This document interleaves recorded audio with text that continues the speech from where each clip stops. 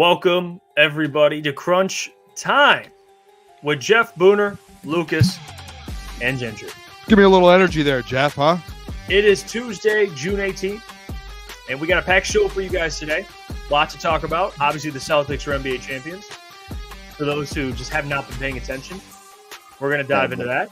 Got some Lions topics to get to today. Tomorrow will be Wednesdays with John McRue. Always exciting. Yeah. Boys, how we feeling tonight on Tuesday? How we feeling? Feel great. Feel like $1 million as always. Jeff, you need to bring some energy. Tough Tuesday. Bring some energy, Jeff. Come on, Jeff. Give me something over here. Booner, obviously our Mavericks lost, but we're still praying for Edmonton tonight, aren't we? We're still praying for McDavid and the boys. I would love a good comeback in hockey. We need something because that NBA Finals was boring as fuck. The whole NBA playoffs, there was a few good series, but majority of it was boring. Am I wrong?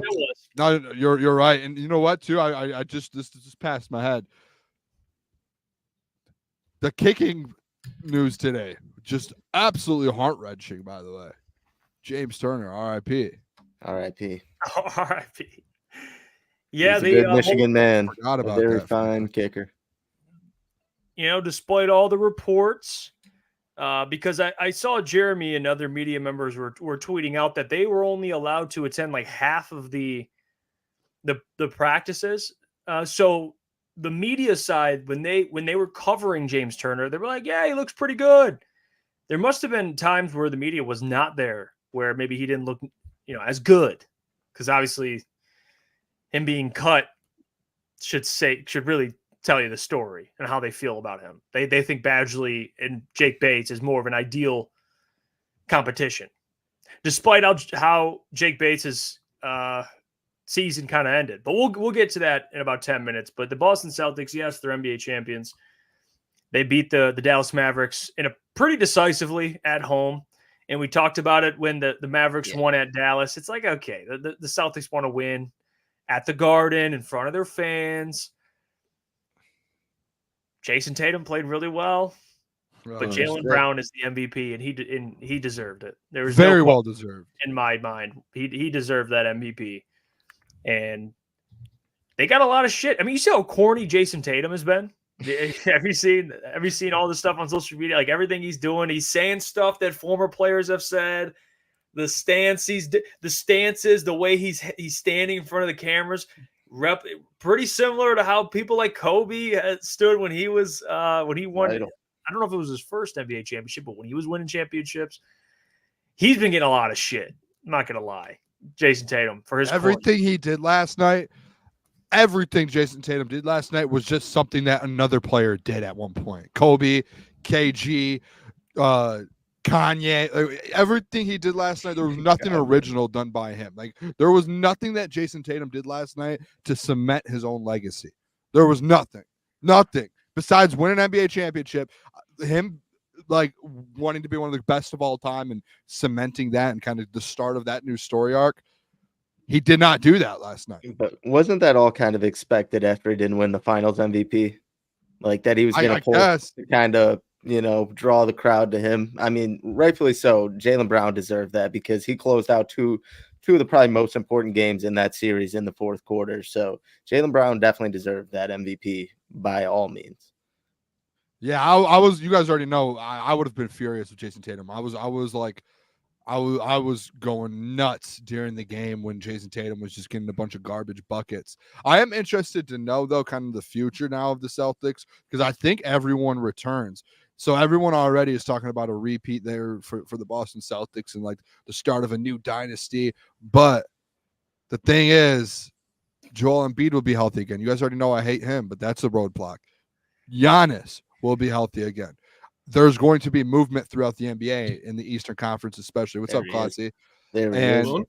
So there are going to be things that happen in the NBA to where they just had the easiest path. And you could say some people think that they're like, oh, can we talk about them as one of the best teams ever? They just had such an easy path. Like, I know they won a lot of games, but like, go look at the playoff path. Come on. Yeah, great ball team though. Great ball team. If they keep the same core four together with Jaylen Brown, Derek White, and Jason Tatum, they'll be fine, but like there still is going to be more competition in the East going forward. Obviously, like you said, Giannis coming back, and they haven't been that successful in the Eastern Conference thus far. They were always getting there and then losing, and that was when the teams were healthy. So I'm not going to go as far to the repeat, but they're going to be a solid team moving forward as long as they keep that core together. I forgot Porzingis says that too. Yeah, KP. If he stays there too, we saw how integral he was to that team this year. So if he stays there and stays healthy. What's up? Don't sleep on Peyton Pritchard, Mike. Don't sleep on Peyton Pritchard. They don't win that series without him. They do. They do. That is the Klotz guy, though. Peyton Pritchard. I love when he played at Oregon. I fucking loved Peyton Pritchard. But I think the most entertaining part, not even in like a good way, was Jason Tatum after the game. That was some of the most cringeworthy stuff I've ever seen. We did it! We did it! We did it! Like, and then there was probably like 4 or 5 moments where it's like Jason Tatum was just trying to be like iconic, and it was just never happening. Yeah. He never had the momentum. It was just watching a player try to build momentum uphill, but it was just downhill. It was painful to watch. What did he say? Was that trying to recreate? Was that KG? It was KG. I don't think he was trying to make it seem like it, but he 1000% was. It was the exact same thing KG did, just different words. Like he definitely was trying to do that. He thought it would be cool to recreate the Celtics thing, and you could tell he was like identically like if you put the video side by side, it is literally he says it just as he literally just did it. Did you see like after one of the post game party, he was like giving a speech holding the trophy, and he was like. They always wanted, like he was quoting Kanye. What did Kanye say? They always wonder what it'd be like if we didn't win. Well, I guess you'll never know, or so whatever that quote he dropped. That and I was like,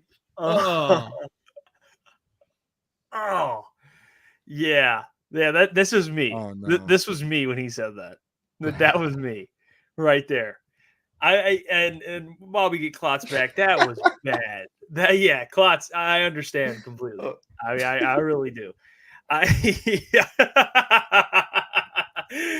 Well, you know what though? Based on what Klotz said, couldn't agree anymore. Dude was cringy. I don't want this to, I'm a Pistons fan, so they're in the Eastern Conference. I hate the Celtics, but if I try to take my fandom out of it, they're a really good team.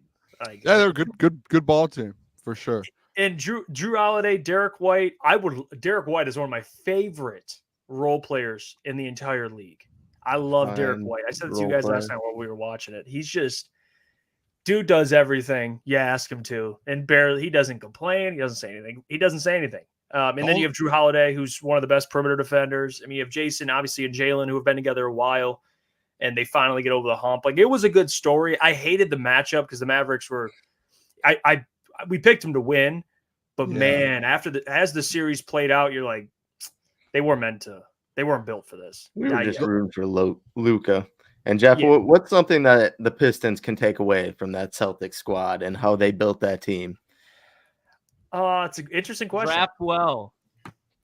Well, obviously we can't do that, but anyways, what else, Jeff? Okay.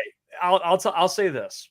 So there is a part of roster construction that I think Brad Stevens does at an elite level. I think him being a previously a coach, now as an executive, I think he understands that, like how they crafted this roster. And then I believe they have Jeff Van Gundy also as someone they could lean on to ask questions. He was he was in an advisor role, but they had everything. They could defend. They had a high-powered offense. They had size, length, guys, multiple different guys that could do everything. I mean, that's kind of where the NBA is heading. They're in a complete team. I don't know if I could sit here and be like, all right, Pistons, this is how we're going to replicate it, because it's hard. I mean, they have guys that can dribble, pass, shoot, length, versatility, guys that can defend. It's I don't know. To be honest with you, roster construction and drafting well, because you see the graphic of where Jason Tatum and Jaylen Brown, all the two players that went in front of both of them aren't quite the same types of players. I would maybe say Brandon Ingram is closer, but Jaylen Brown and Jason Tatum were the best out of those 3 picks of each of the drafts. So got to hit on draft picks, and you got to make some key trades. I mean, Drew Holiday trade He KP. traded Marcus Smart away, who was an integral part of their team. And he's probably watching that finals last night, going, "Damn, poor Marcus Smart, dude. He deserves one with them." That was a ballsy trade, and it worked out. Drew Holiday's a hell of a player. So there's a lot of things. The thing is a long ways away. It's just two simple things. It's just you need guys who can score the ball and play defense. That's all it is. It's not. There's no special formula to winning basketball games. There's no special formula. It's draft guys and develop them to be able to score the ball, put the ball in the hoop, and defend at a high level. It's that simple. Like, people think it's hard. It's that simple. Like, it might take time to develop guys. It is that simple. Like, that's it. Go look at all of the teams that have won the NBA. There's been 6 or 7 different teams in the last 7 years that have won. They can all score the ball and shoot at a high level, and they lock up, and they can lock up perimeter players. That's all it is. Like, it's that easy in the NBA these days. And I know it's like, oh, well, it's that easy. Why can't everyone do it? Like, you get the guys at the highest level that can do it. You have to develop. You have to be able to do it. Like Osar Thompson, guess what? Figure out how to shoot 40% from 3. Figure it out in the next 2 or 3 years. Because if you can lock up the way you do, figure out how to score the ball. Because that's what Jaylen Brown did throughout his career. He could lock up. He had to work on shooting. Like, these guys, that's part of the game. He wasn't as bad as there's no specialty. There's no special formula to it. The only special formula: score the ball and lock up. Shoot the ball well and lock up. It's very simple in my mind. And some teams just can't figure it out. The Pistons can't figure it out. Yeah, typically the team that wins, they're better offensively and defensively. So that's not. So that's where, like, as a Pistons, you're not wrapping this around your head. It's that the Pistons just keep drafting guys that can't shoot the ball. They don't. They're no shooters. No one can make a shot. Like Jaden Ivey, sweet. He can cut to the rim and dunk. That's awesome. Can he make his own shot and make a 3 off of it? No. Jaylen Brown can. Jason Tatum can. Can Osar Thompson take someone one-on-one, hit a 3, and knock down a 3 and go play defense? He can go play defense. He's not pop, 3. He's not doing what Jason Tatum, Jaylen Brown can do. That's Cade Cunningham. It's not just, be good in offense. No. It's being able to score the ball at a high level and shoot the 3 at a high level, make your own shots, and then be able to defend on the perimeter. I'm sorry. But that's literally all it is. And then you just keep drafting slashers and you just keep putting slashers and ball handlers on the floor together. You're never going to win a ball game. It's simple. Yeah, they haven't drafted for fit very well. I think they've drafted the best player available that's fallen to them. They haven't drafted players that fit their team. And then obviously the trades they have made to try and improve their team has not improved their team. It's probably made them worse, even though they got capital and then you gave more draft capital to the guy that you didn't want to give it to. It just doesn't make sense. They can't trade. They can't draft. And guess what? The other team that was in the finals, what did they have? 2 playmakers that could shoot the ball at a very, very high clip. The only reason they lost to the Celtics is because those guys couldn't defend. Simple. Get guys that can shoot the ball at a high level and create a shot and defend. You did half of it with the Sar being, but like, it's so frustrating to me. It's not that hard of a formula, and like they just keep. Let's just draft slashers. Let's just keep drafting guys that can just cut. We love really good cutters. I love guys who can cut to the rim. That's awesome. Playing in the NBA, this isn't Pee Wee or Little League. It's not hard to express, but it's hard to execute. You know, not saying because Booner's right. That's what it comes down to. But even the Nuggets, you need star power. I mean, Jason Tatum, I would say this season and just in general, he is a top 10 player. But then you have Jaylen Brown, who just comes alive and plays well, in the playoffs, and you have all these role players. Like, you need star talent, but you also need an excellent supporting cast. Like the Mavericks had star talent, but when it came down to it, they didn't have a supporting cast. And their stars didn't play well either, obviously, but they didn't have the supporting cast. Like the Celtics were deep. So depth, star power, elite X's and O's coaching. Like there's a lot of things. Yeah. We're quite some time away. You do. You better hope Cade turns into a star/superstar, and then you have to go draft someone that can be either A, his co-star, or B, a better player than Cade, and you have Cade in that said player, and you're cooking. I mean, unless Jaden Ivey turns into an absolute superstar and you don't have to trade him, but you're going to have to trade some players, make some things happen. Because Derek White he was acquired. Drew Holiday was acquired. San Antonio Spur. Yep, he was. He was a great player. Yeah, I mean, some of the Porzingis acquired. So they drafted well, but you got to make some moves too. And they just it's a perfectly constructed team. It just, I mean, hell, man. And they got a great coach. Joe Mazzulla is a good coach. He's a really good coach. So yeah, I don't even want to have the discussion. How can the Pistons get here? It's like saying, don't be like don't trade Bohan to the Knicks for a bunch of bums and hold him an extra year and lose all the first round picks he had value for. That would have been a start. I don't know. I don't even want to. Yeah. Well, let's move on. We got Pistons later tonight. I don't even want to keep getting worked up. I'll get worked up later. Then you decided to get rid of him, but yeah, 100%. So you're disagreeing? You shouldn't have sold Bohan when his value was the highest? No, I just said they waited a year, which they fucked up. Like, I'm with you. Yeah, they waited a year to trade a guy that's fucking 36 years old. Can't play any defense. Like, just the role model you need for this young team, a guy that can't play any defense. Yeah, it's a tough spot they're in. You better hope that 5th overall pick this year is an absolute star. By the way, too, Easy said admit the Ivy fit. I just rewind it 4 minutes. Every single to Jeff. Oh, well, Jeff, you can admit if you want. I mean, just drafting a bunch of slashers and guys that can cut to the rim and are athletic, that does nothing for you in today's NBA. Yeah, they were the bottom of the league in 3-point attempts and 3-point makes. So, yeah. Because you got no shooters. Yeah, it's a problem. I mean, Fontecchio, when he got there, he's a really good player. I like Fontecchio, fellow Italian, very, very fine player. He can shoot the ball. It's your narrative, Jeff. But they need more, man. They need more. And I've already stated before that if you're going to go out and acquire somebody, who's out there to even acquire, your best trade piece is probably going to be Jaden Ivey. But you got to build through the draft too. That's the league's rewarding that. That's what you have to do.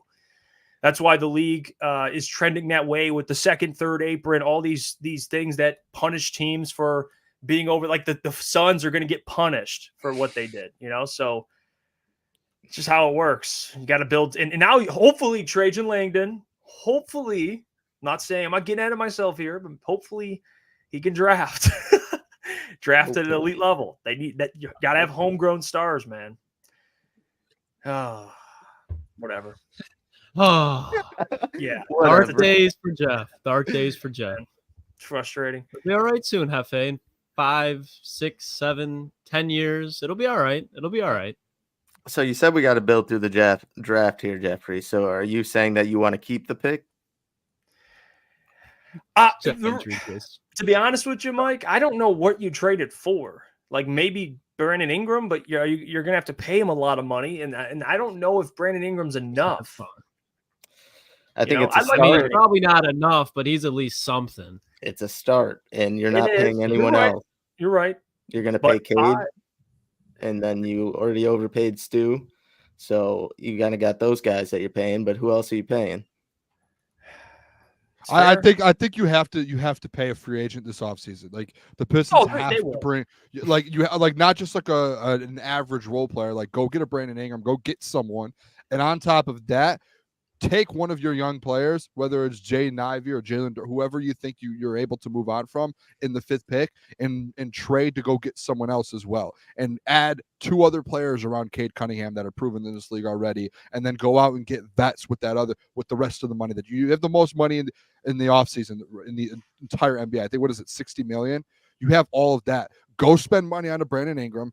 Go take some picks and trade. He's not a free agent, though. You got to trade for him. Okay, well, trade for him and then go spend money on a free agent, like vice versa. Whatever it is, go get 2 guys to put around Cade Cunningham, and you have 3 dudes right there, a trio of players, because that's, in today's NBA, that's what it now takes to win games in the NBA, is you need to go out there and you need to have 2 to 3 legit dudes to even contend or even compete in the NBA these days. So go out there, go trade for Brandon Ingram, make that move or whatever, however you have to do to get it, and as well as go spend some money to bring a guy in, and then go get vets. Like go get some veteran players in free agency and bring them in. And now you surround Cade Cunningham with guys that he's able to learn from and kind of take that next step to becoming a star in the NBA.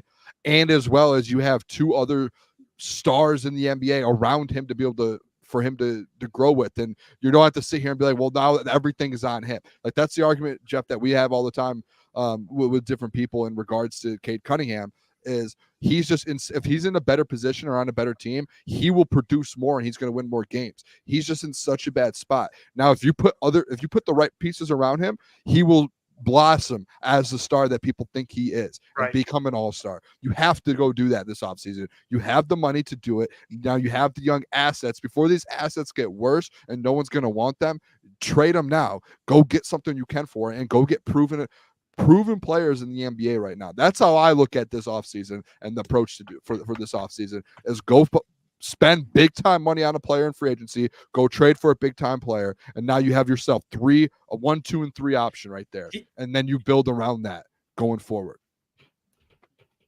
So idealistically, I'm with you. But realistically, the best free agent is Paul George. He ain't coming here. And I don't want him. And Klay Thompson. What do you think about a guy like Malik Monk? Is that an upgrade over Jaden Ivey?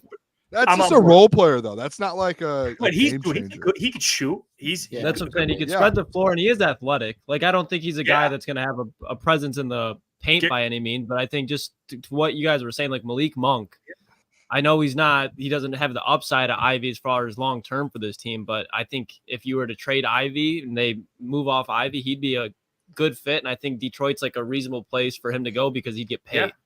Oh, yeah. Is Pascal Siakam a free agent? No, I think so. Actually, I think he might be, but I'm pretty sure he's going to sign back with the Pacers. I think he actually is.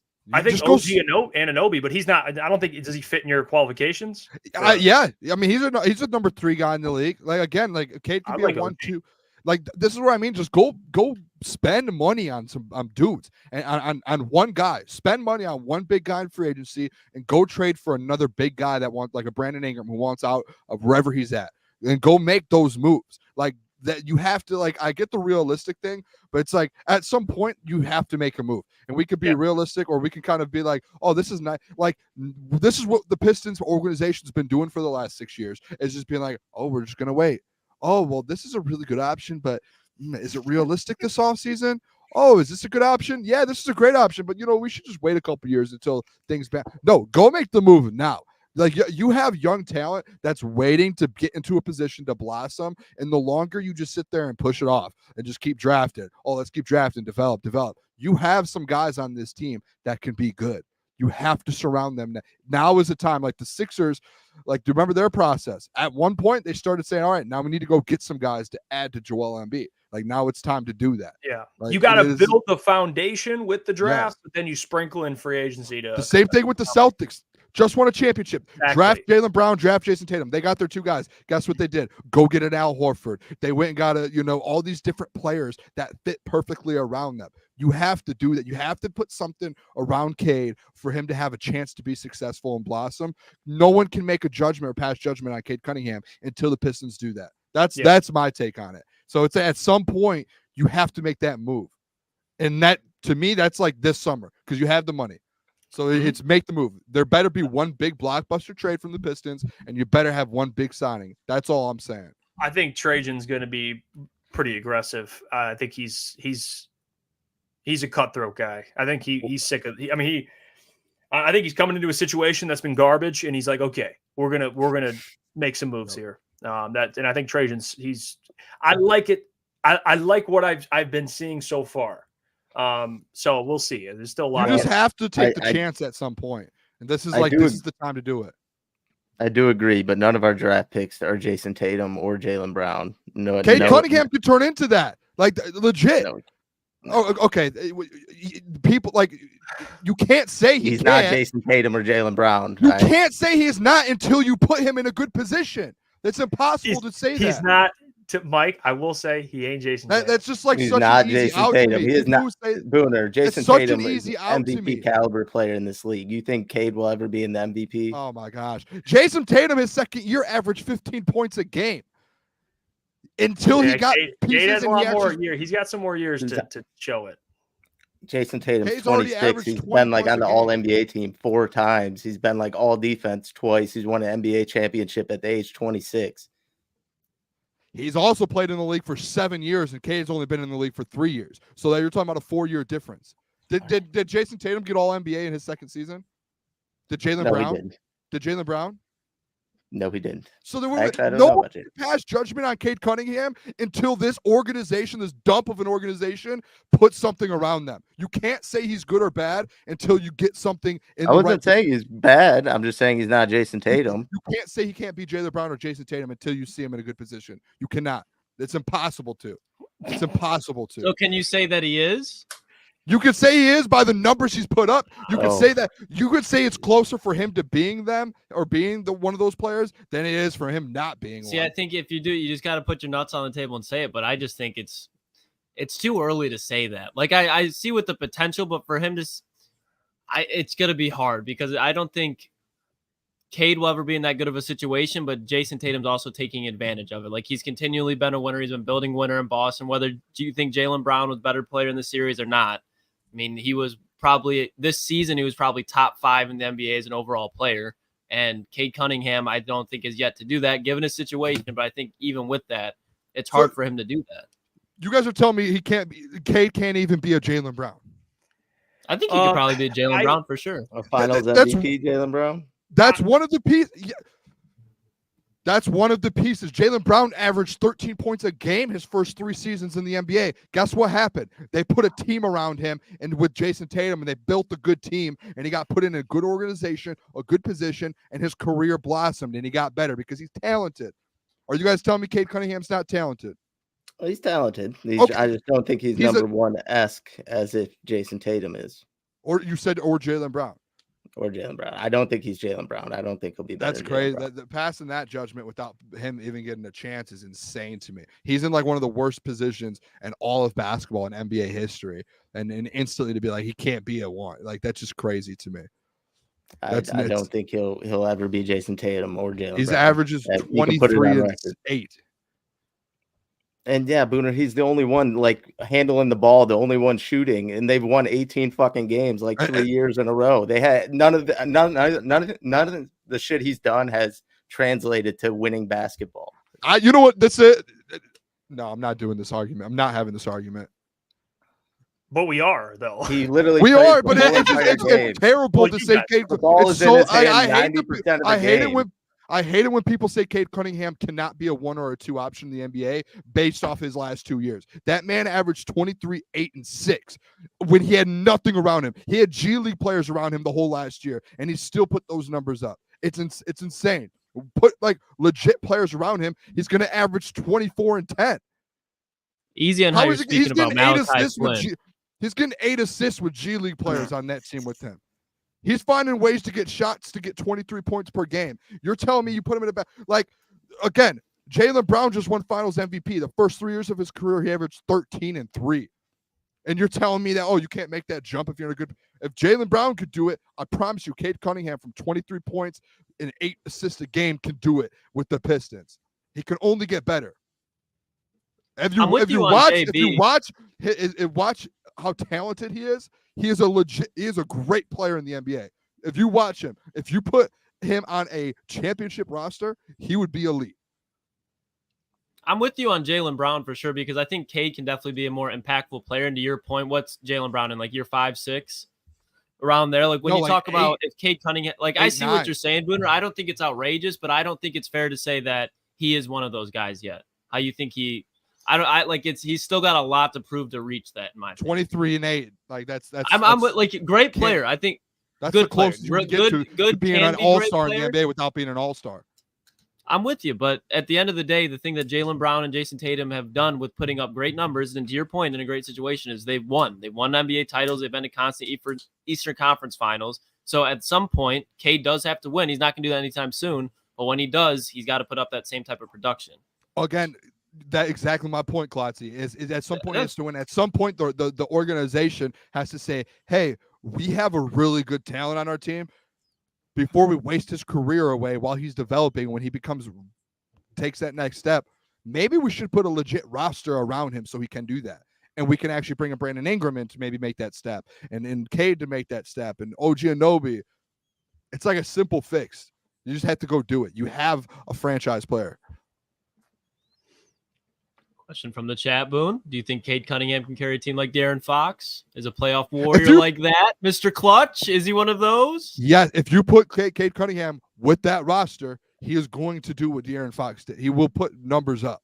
I guarantee you that. The man averaged 23 and 8 in like the worst roster in NBA history. Jeff, you're quiet over there. Jeff, you know what? This is ridiculous for me, Jeff. You're letting me just fight this battle by myself, and I stuck up for you and Cade Cunningham for weeks.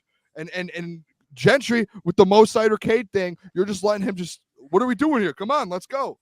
Well, help me out here a little bit. I'm talking to word in. I mean, so that's the other part. But now, so I'll add this. Okay, now that I have the floor, I agree with Booner. Okay, I agree. That's things that I've been talking about Cade for a while. I wouldn't say he is Tatum right now, but I think he's been better through his first 2 years, technically as an individual player than Tatum was. But Tatum, he was an all-star by year 3, but Cade missed all of his second year. So we'll see this upcoming season, a better roster.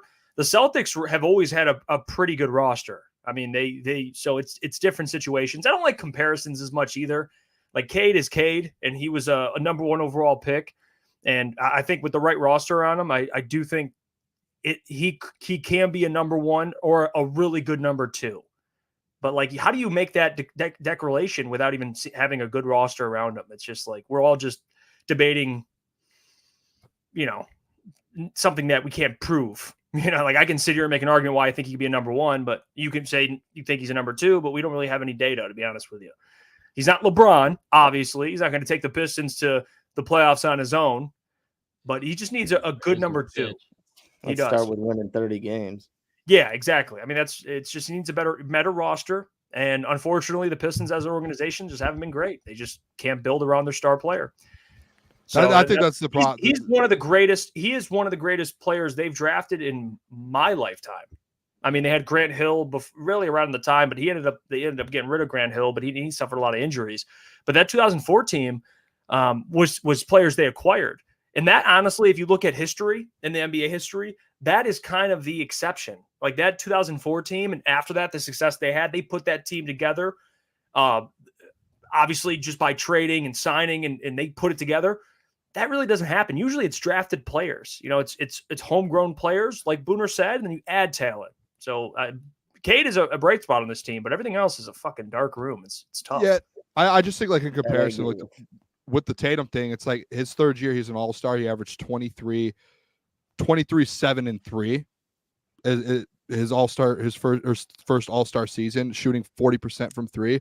And Cade Cunningham averaged 23, 8 and 4, essentially shooting 36% from 3. So like it's very similar stat line. It's just one player has a good organization and a team that's been built around him, and the other player has had nothing around him and no organization and no teammates and no players and nothing to help him.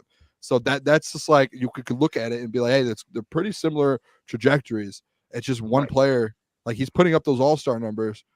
He's just not going to be an all-star because he's in the worst organization in basketball. So it's hard to blame him for it. It's like, let's talk about the front office. Like Cade in the situation he's in, man, you look at how teams are defensive, how teams are guarding him defensively. I mean, he's the number 1 priority every single night. Like they're trying to stop Cade Cunningham. So they're throwing things at him. And when your teammates can't shoot the ball, you don't really have a lot of room for error. I mean, you just don't have guys that can cut to the basket. He doesn't have talent around him. So that's a problem. Like for the type of player he is, he is I think going to be when he at his peak, a really good 3-level scorer, also a facilitator. And defensively, he's been asked to do so much offensively that defensively, I don't think you've been able to see much. I don't think he'll ever be Jaylen Brown, but I think he's a decent defender. I don't think he'd be a liability like Luka or anything like that. So hey, you got a franchise player, so go get him a running mate. That's really what they need. Guys got me all worked up over here. Yeah, hey, listen, I don't mind it. I mean, hey, speaking of some moves, Pistons need to make some moves. Well, the Lions made some moves, and they gave Jake Bates a 2-year contract. We have the numbers here. 2-year contract for Mr. Jake Bates. $1.98 million deal that includes $150,000 guaranteed and $100,000 signing bonus. Deal was negotiated and confirmed by his agent. Jake Bates, 2-year deal. Soon after, bye-bye James Turner. Michigan man, very fine kicker. Some would say reliable, accurate. But when the media was at camp, they said he was kicking very well. But I guess the days they weren't there, guy must have, I don't know what happened when they weren't there, because the coaching staff obviously felt a different way about him, and they got rid of James Turner. They feel like Michael Badgley and Jake Bates is the battle, fellas. That's the battle. It just has to be because Badgley is a vet. Like, to me, that's it. Or there's something when the media is not there that that no one knows about. Do you remember yesterday when I said trust Brad Holmes and Dan Campbell? Well, boys, I mean, that's it. I think with Michael Badgley compared to James Turner, Michael Badgley hit a 52-yard field goal in the playoff game that ended up being a huge reason they won that game. James Turner, he's never even kicked out there for this team. So I think when you're going to bring in a guy like Jake Bates, you don't know what you're going to get out of him. With James Turner, you don't know what you're going to get out of him either. At least with Michael Badgley, you could throw Jake Bates out there, keep Badgley, and if Jake Bates falls on his face, and it's nothing what people expect him to be, okay, well, you have an NFL kicker who's at least done it before. With James Turner, you could be shooting yourself in the foot twice if he doesn't pan out. I read somewhere, real quick, I just want to add this. I read somewhere, I forgot who posted it. Jeremy Reisman. When they talked about Riley Patterson and Michael Badgley battling, Dan had a quote where he said that they're very similar kickers, and they chose, I think it was, who they choose first. It was like Riley Patterson. Then they picked Patterson first. Patterson cut Patterson, brought Badgley back. This is my theory. I think James Turner and Badgley are similar players, and Jake Bates he's different. So now you have like that consistency versus that leg strength, and they're going to have them go at it and be like, okay, rather than James Turner and Michael Badgley, or James, and they felt like Badgley was better than Turner, I guess. That was their takeaway. So two different kickers, one with a cannon of a leg, one that's consistent, I guess you'd use that word. And I think Jake Bates is going to win this thing, fellas. I have full confidence. The fact that they signed him to a 2-year deal, I mean, imagine being Jake Bates where you didn't kick in college. You're like, all right, I'm going to try kicking. UFL, you go viral. You hit multiple 50-plus, and one of them was a game winner. A couple of them were game winners. And then you just get a 2-year, $2 million contract damn near from the hometown team. And even if he doesn't make as far as be the starting kicker this year, I think there will be a day, at least the Lions are planning on the fact they signed him to a 2-year deal. They're going to develop him at least a little bit, you have to imagine. I don't think he's just a guy they're going to let hit the streets. No, I agree with Jeff's points, like as far as the experience goes, and Badgley and Turner being very similar player-wise, and that's maybe why they keep Bates.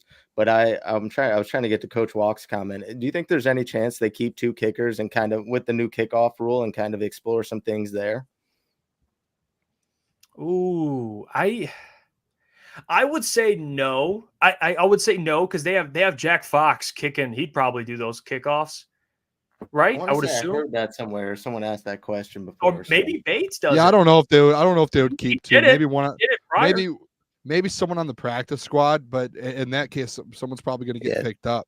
So like probably not. I just think the only reason that the situation, to your point, Jeff, is like if James Turner and Badgley are very similar. Badgley's the vet, to Clatsy's point as well, that we just full circle all of this.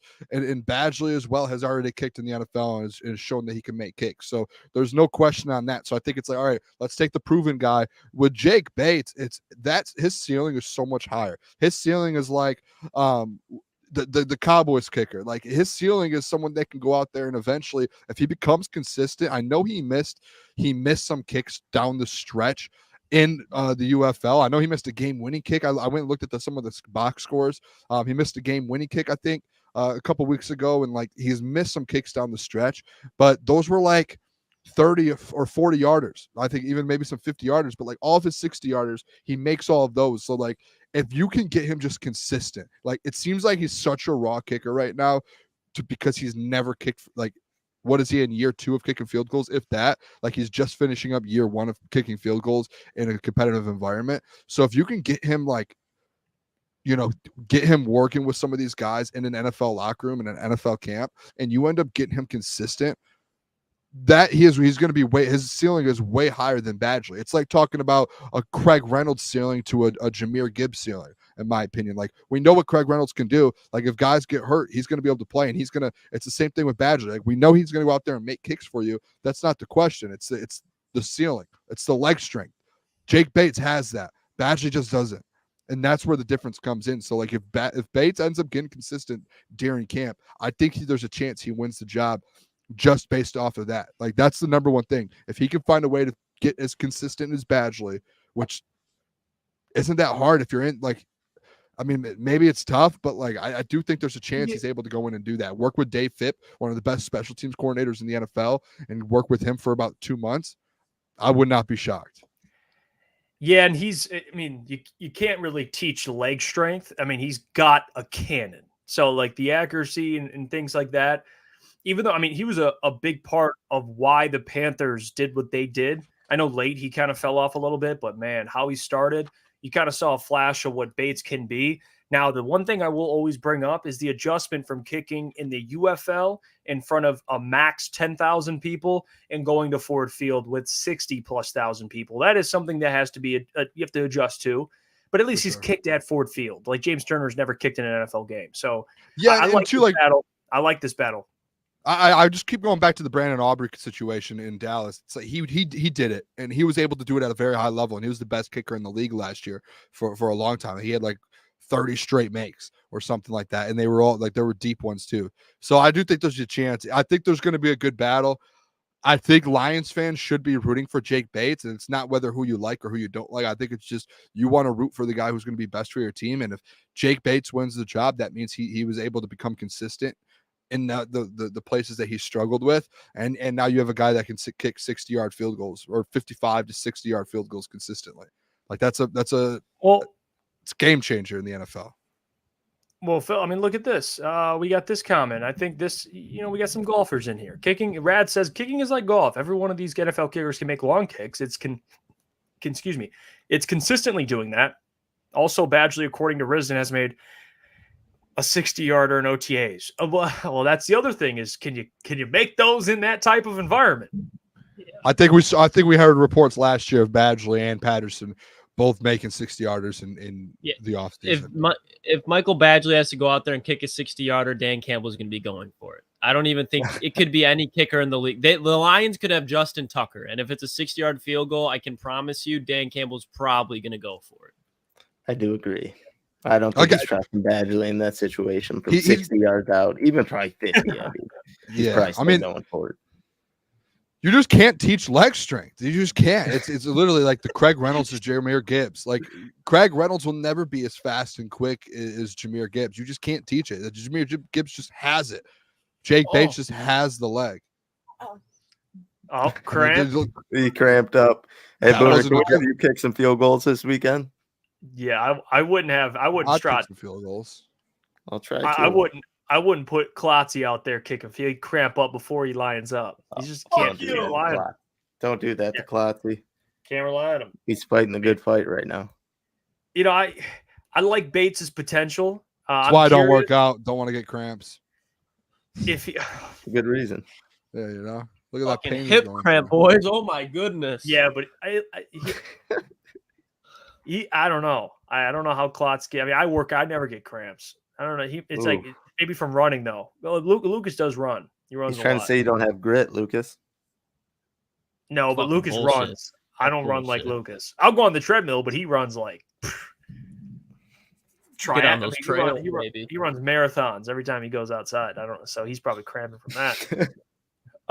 But sorry, I like Bates' potential a lot. I do. I'm excited. I am curious. It's the thing that I don't have a definitive answer to, but if Bates makes the roster and he's the starting kicker and he takes Badgley's job and he's, impressing and hitting these long field goals, I do wonder in a situation where you have to kick a 55-yard field goal to get the first down. or excuse me, to win the game or go up, does Dan Campbell go for the first down? If it's, that's why I always wonder, does he trust Bates that much in a game? I don't know. Maybe he's just Dan Campbell and he's like, fuck it, we're going for it. I don't know. That'll be interesting. I would hope with a guy who has a stronger leg, you would rely on that, but hey, could be wrong. I'm going to make a prediction. I think Jake Bates ends up winning the job like in the first week of camp.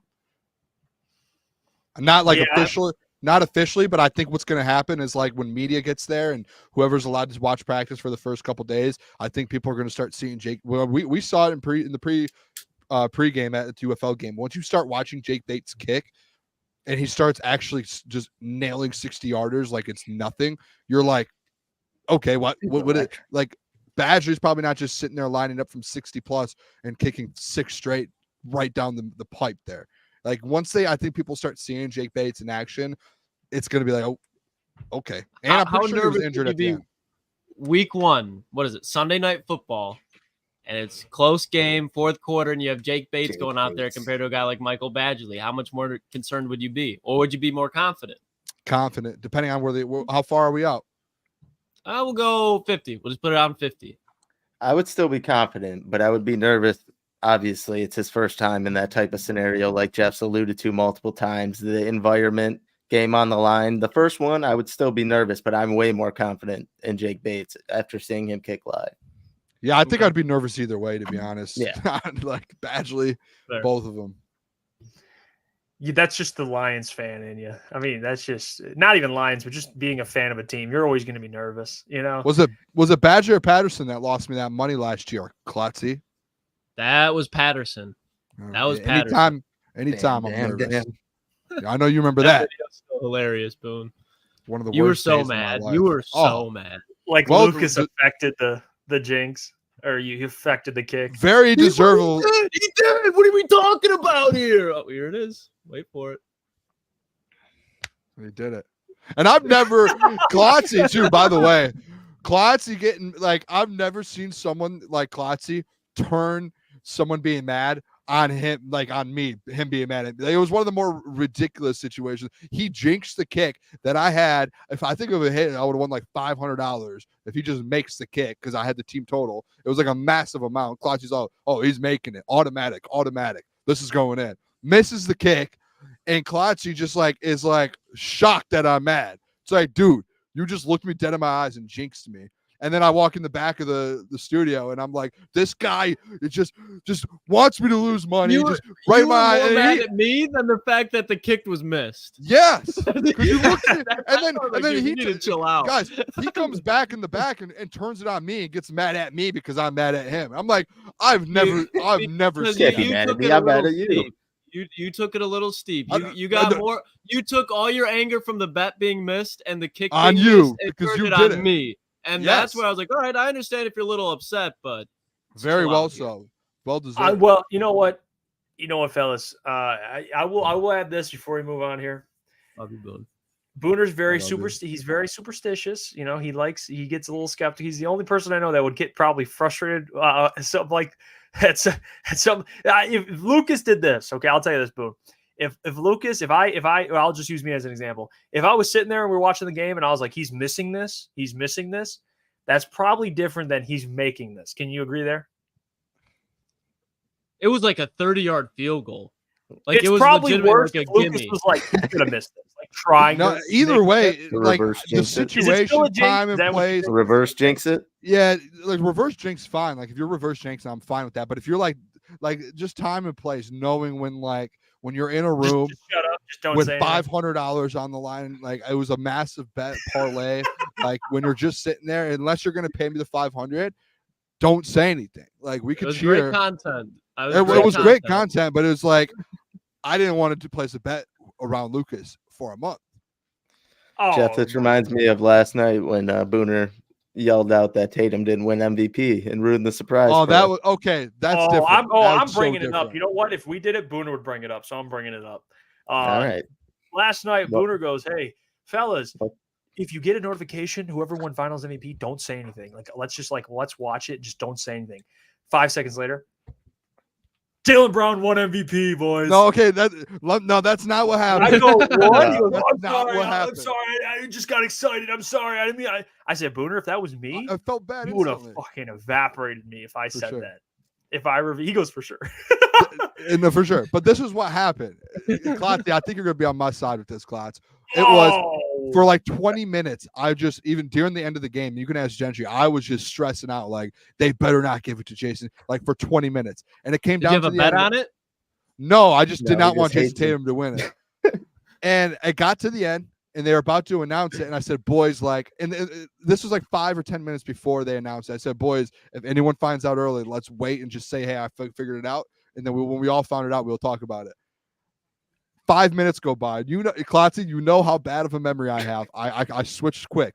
Brain moves fast, a little too fast for my liking. I forgot that I said that. And my initial reaction that I was, for the last hour, I was sitting there battling for Jaylen Brown to get the MVP. All I hear on my headphones is NBA Finals MVP, Jaylen Brown. And just, I didn't even say he won it. I just go, Jaylen Brown. And I just screamed it as loud as I could. Well, Boone, that is a very Booner moment out of you, but you do Very. got to have accountability on this one. Right after I said it was on me. I'm sorry. Right All after. as long as accountability's held, I wouldn't be too mad at you. Right after, I was like, oh my gosh, I can't That believe was a terrible picture. It was just no build up. Booner ruined the moment. I'll tell you this: we weren't mad, but we were mad because we know how Booner would be if we said, Yeah, it. that's I why don't give a Booner. damn. I really don't care. But that's like the Booner experience. I don't know what else to tell you. Like, We weren't mad. We were just you guys disappointed. got to deal with it. Never wrong. Never wrong. no, dude, like right. right away I realized I did it, and I was like, I'm so sorry. Like, I'm sorry, guys. And they're like, no. And I'm like, It's spoiling. It's okay. You know what, guys? I want to ask you this because it is almost 9 o'clock, and I want to get to this, and it's a fun segment that Honolulu Blues tweeted out. I think today, but they asked this question: Detroit Lions Mount Rushmore. Who's on it? Is this just like our personal one? Yeah. like who do you? Yeah. If we do, I mean, we can debate who deserves it and stuff like that, but it is yours. Okay. Your Mount Rushmore. Does someone want to go first? Well, hey, don't jump at once. Are we doing strictly players? anything. Lions in general, just Lions. Yeah, coaches, anything. Bob Quinn. All right, I got mine. I would go Barry, Kelvin. So what? There's 5. Barry, Kelvin, Chris Spielman. Four. 4. Chris Spielman has to be on there just for what he's done in the player and as in the front office. He's got to be on there. And then I think really you got to have the 2 best players, and I'm going to go the 2 best people in the front offices, and I'm going to go with Brad Holmes. I love Dan Campbell, but at the end of the day, Dan Campbell, I don't know if he's Dan Campbell if he's not getting plugged this talent. So I lean more Brad Holmes, but I'm not going to be mad at you if you put Dan Campbell. Can't be mad. I'll go. And I have someone different. I have Barry Kelvin, Bobby Lane. I'm putting Bobby Lane up there. Okay. The curse of Bobby Lane. But what happened in Bobby Lane's era? All right, we got to remember that. Yeah, not even Super Bowls, NFL championship. I don't care what it is. It's mine. You're putting Bobby Lane in mine. So Kelvin, all right. Barry, Bobby Lane, and I'll go Spielman. That's who I had, and I agree with you as a player and as not just as a player, but what he's done with the organization. I think the next closest one as an executive, Brad Holmes is trending, man. He's going to be in there. Mm-hmm. I don't hate it. I don't hate Brad Holmes in yours. I don't hate it at all. Disrespect Bobby Lane though. That's fine. Hey, that's all it happened. Like fucking 90 years of pain. Peyton Manning and who was the comedian that had to do it with them? They like cured the building. Oh, the guy from Dumb and Dumber. Someone's gonna put it in the chat instantly.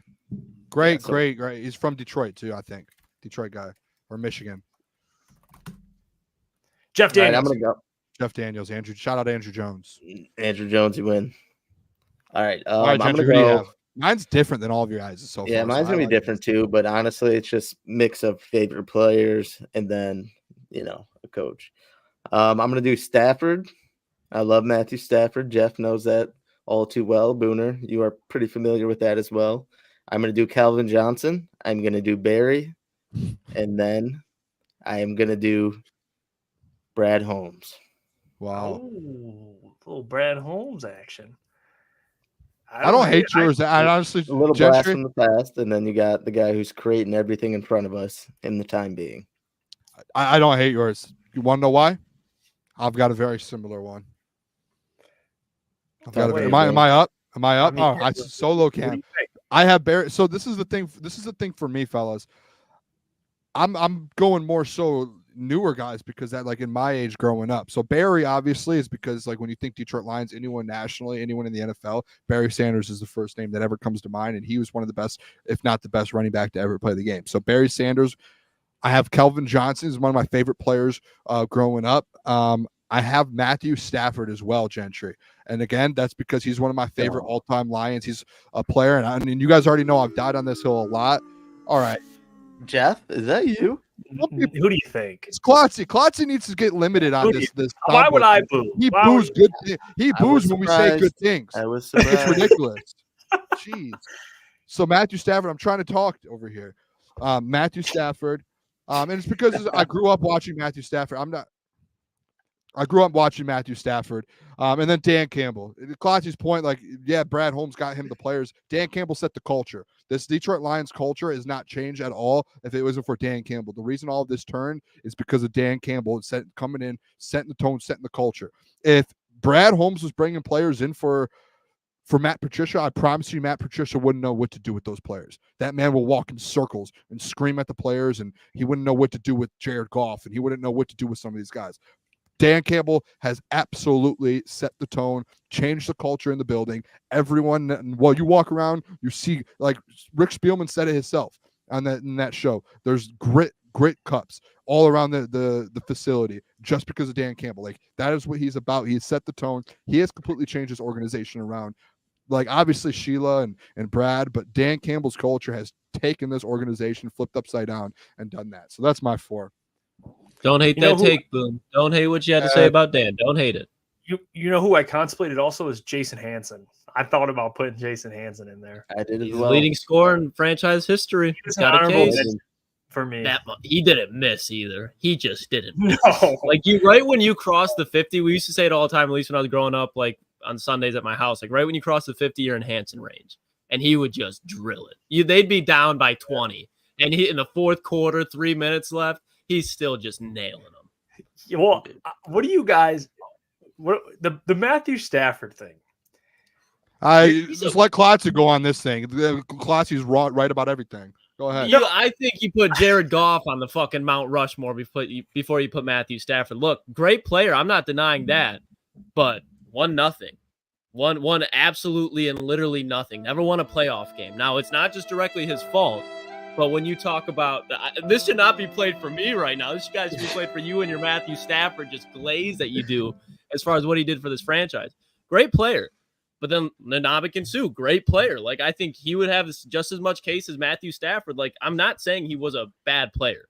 But if you're talking about Mount Rushmore and what they did for this team, and think about the players that we named, Kelvin Johnson, Barry Sanders. Kelvin, I just think you have to by default. I understand he didn't win, but he's a top 3 receiver of all time. Matthew Stafford is not a top 3 quarterback of all time. If you're talking about Detroit Lions, Mount Rushmore, I'd put Jared Goff before Matthew Stafford. What about this? What about this? And I don't even know why I'm arguing because I don't have it in my mind, but just to give you that devil's advocate, Booner, Gentry, tell me if I'm off here. If we're going Calvin and Barry based off, well, Barry, take him out of it. Calvin based off the caliber of player, you're right. In terms of position, he's not where Calvin is. But if we're going to value that talent, why not? What's wrong with Stafford? There's just a personal hate. That's all it is. Maybe Amon-Ra. You want to Amon-Ra's winning playoff games and winning Super Bowls. I think you could have a case for him over Kelvin. But as of right now, no way. Kelvin had a Hall of Fame career. He's a top 3 wide receiver. Matthew Stafford is a Hall of Fame player, but he had that Hall of Fame legacy build in LA. I'm sorry, but that's just true. If he stays in Detroit his whole career, take away all of his stats in Detroit. Need numbers. Stats is great, but stats don't build statues. Winning does. You don't just have a guy like. I'm sorry, that's just the case. He should be on the Rams. You're telling me if you put Stafford on this Lions team, they're not winning. If you put Stafford on this Lions team, they're not winning. I'll whip it up. Well, he's not. That's the thing. He's not. He's gone. That's he's winning ridiculous. in LA. That's just how if you put Pistons Stafford on this team with Dan Campbell and Brad Holmes, he would have won a Super Bowl here. Yeah, absolutely. But that's just That's not ridiculous for you to say no. Stafford. That's ridiculous for you to say Great no. player, but dude, you could look up stats You just for are all mad day. that And he didn't win here. Statues, It wasn't his fault. You don't build a statue for the guy who's like, 5,000 passing yards. Like, no, you build up for Super Bowl, NFC Championship, or if you just have a absolute dog as top greatest position, an iconic player. Calvin Berry are icons in the NFL. I don't think Matthew Stafford is. He's a great player, all of it, but he's not an icon. Can we agree? It's not like Stafford was going straight for stats, though. The man was leaving it all out there, trying to get every single win for this franchise. I'm with you. He was a good to great quarterback for this team, but I just don't think you put him on the Lions Mount Rushmore. What about this? Do you think this is would be a lot different if the regime was different, and it would have ended? Yeah, 100% it would be. If he was in this regime, he would have won 4 Super Bowls. Not the case. That's not the case. That's not what happened. I know. Yeah, blame the guy for being in the worst position in the NFL of all time. Blame him. Blame him. If Jared Goff wins a Super Bowl for this team, who deserves to have their Mount Rushmore? Him or Matthew Stafford? It would be Goff at that point, and win a stat. And honestly, it could be Goff on which way you look at it. I built it off like the Lions players. And you want to see something that I had here too? Stafford was probably my favorite line ever. But you can, I think, if Goff wins a Super Bowl, it's a no doubter. Boone, I'm done talking this. No, he asked you a question. Would you put Goff there if they won a Super Bowl?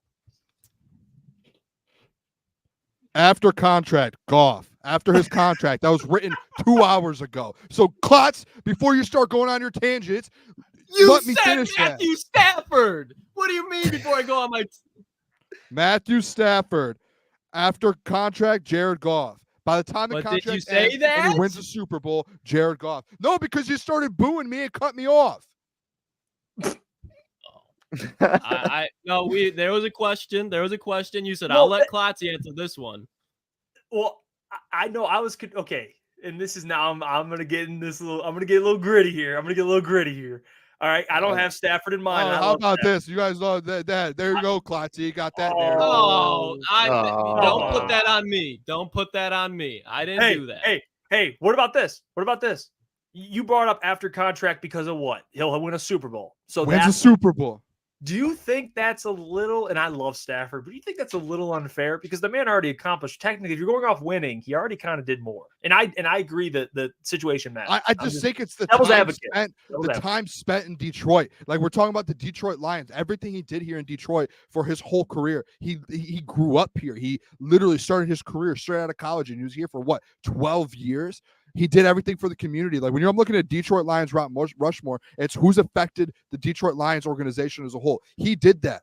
Like, I'll die on the hill. The number 9 will be retired here, and it's not going to be because of Jameson Williams. It's going to be because of Matthew Stafford. So they'll make you mad, but that's what this is about. You can't the guys who are loyal. He could have left after his 4th year and said, this organization is trash. I don't want to be here. Guess what? He stayed for 7 more years or 8 more years. You should feel a little empathy and a little something for him for doing that and say, I'm going to stick around here, even though this is the worst organization in all of sports. Look at the bigger picture. Listen, don't look at the little, come on. He was also made the highest paid quarterback at the time during that, which and he could have left and done that somewhere else. He could have got paid somewhere else. The Lions offered him. He had Kelvin Johnson. He got paid a bag, as he should have at that time. When you talk about what he did for this team, what did he do?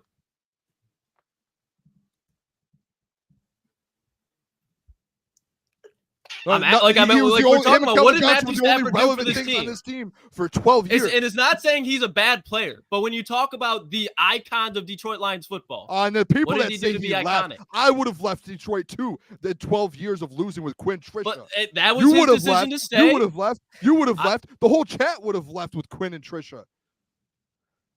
That's the dumbest argument of all time. At the end of the day, Booner, that's not answering my question. Stupid. That's dumb. Answer your question. Yeah, he didn't win, but guess what? He was put in the worst position in NFL history for years. Yeah. Can we agree? With Quinn Trisha. Can we agree? Did you name your 4 yet, Jeff? Yeah, mine's Barry Kelvin, Bobby Lane. I'm putting Bobby Lane. I'm on an island. Bobby Lane. And then I'm putting Chris Spielman. Okay. But I respect the list. Honorable mention, Jason Hansen. You know what? Jason Hansen. Who's my other one? Brad Holmes is on his way. I think Brad Holmes. But here's the thing. I don't agree with this.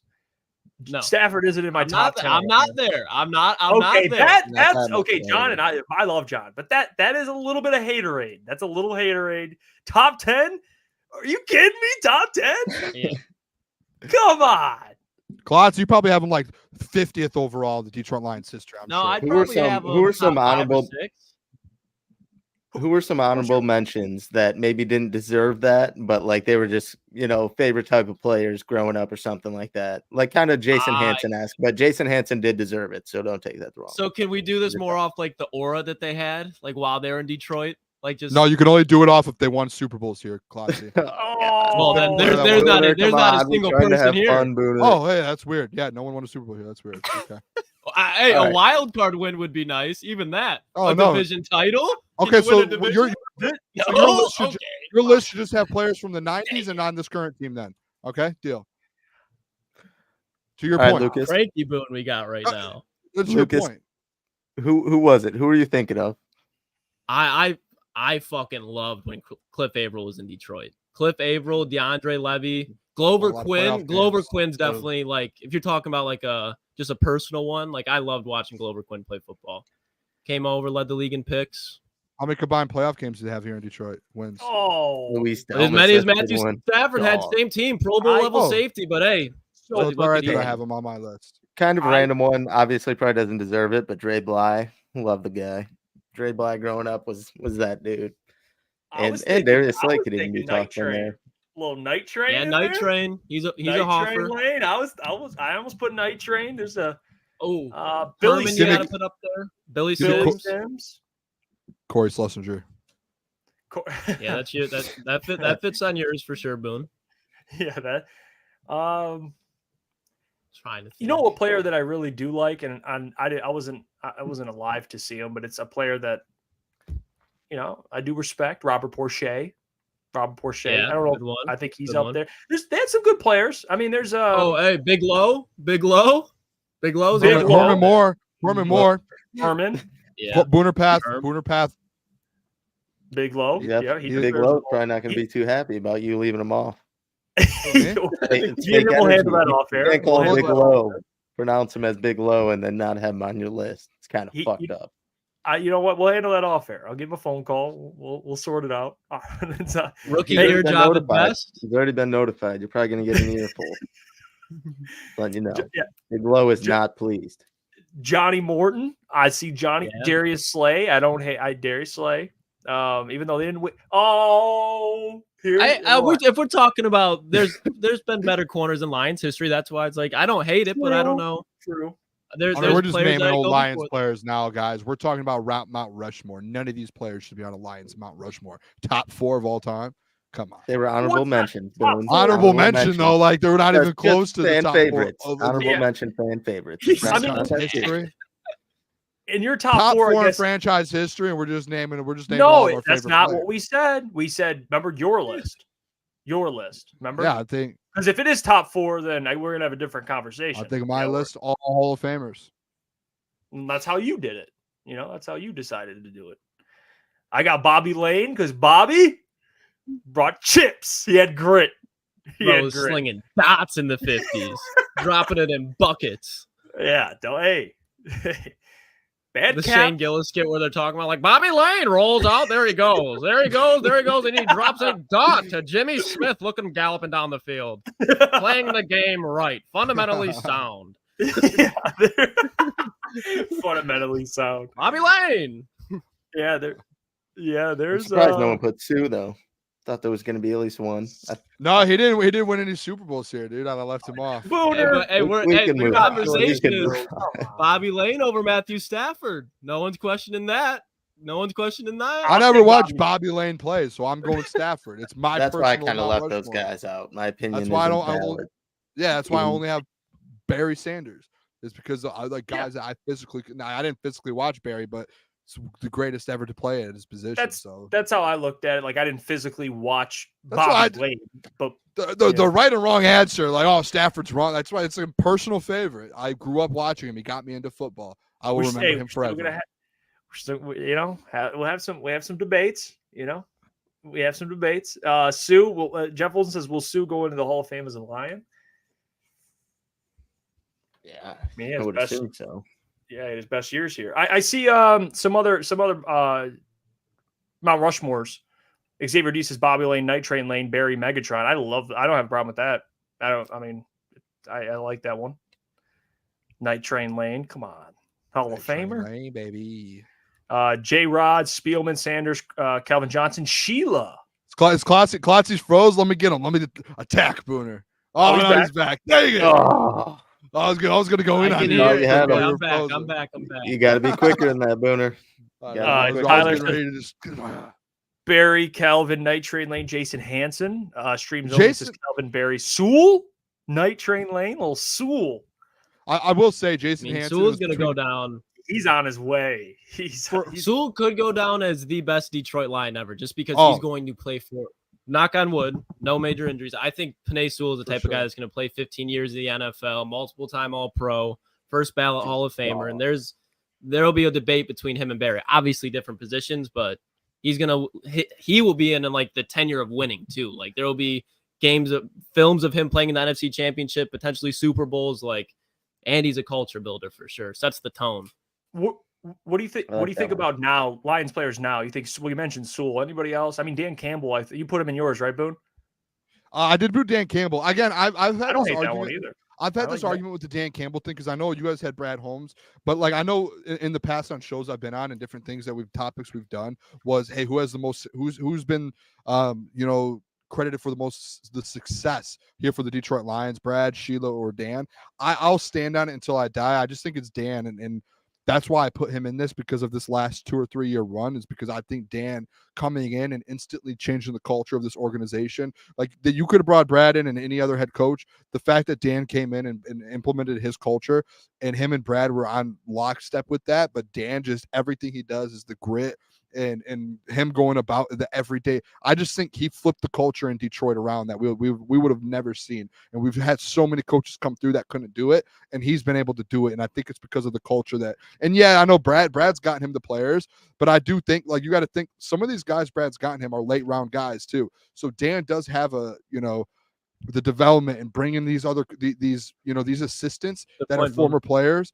Like Dan's been the one that's brought those guys in, and he's implemented everything. And I know Brad is really good at evaluating talent and doing all that. So I'm not going to discredit that, but I just think if you had to rank like who's had the reason behind the success, I would throw Dan in my Mount Rushmore because of that. I just think he's been the one that's the main reason this turnaround's happened. And again, there are things that he's messed up on, his coaching strategies and things like that. But when it comes down to it, the culture and the Detroit Lions organization as a whole, his whole reason behind like the grit and everything is what's turned this whole organization around. So that's why I'd go Dan. And I've been on that pretty consistent with that.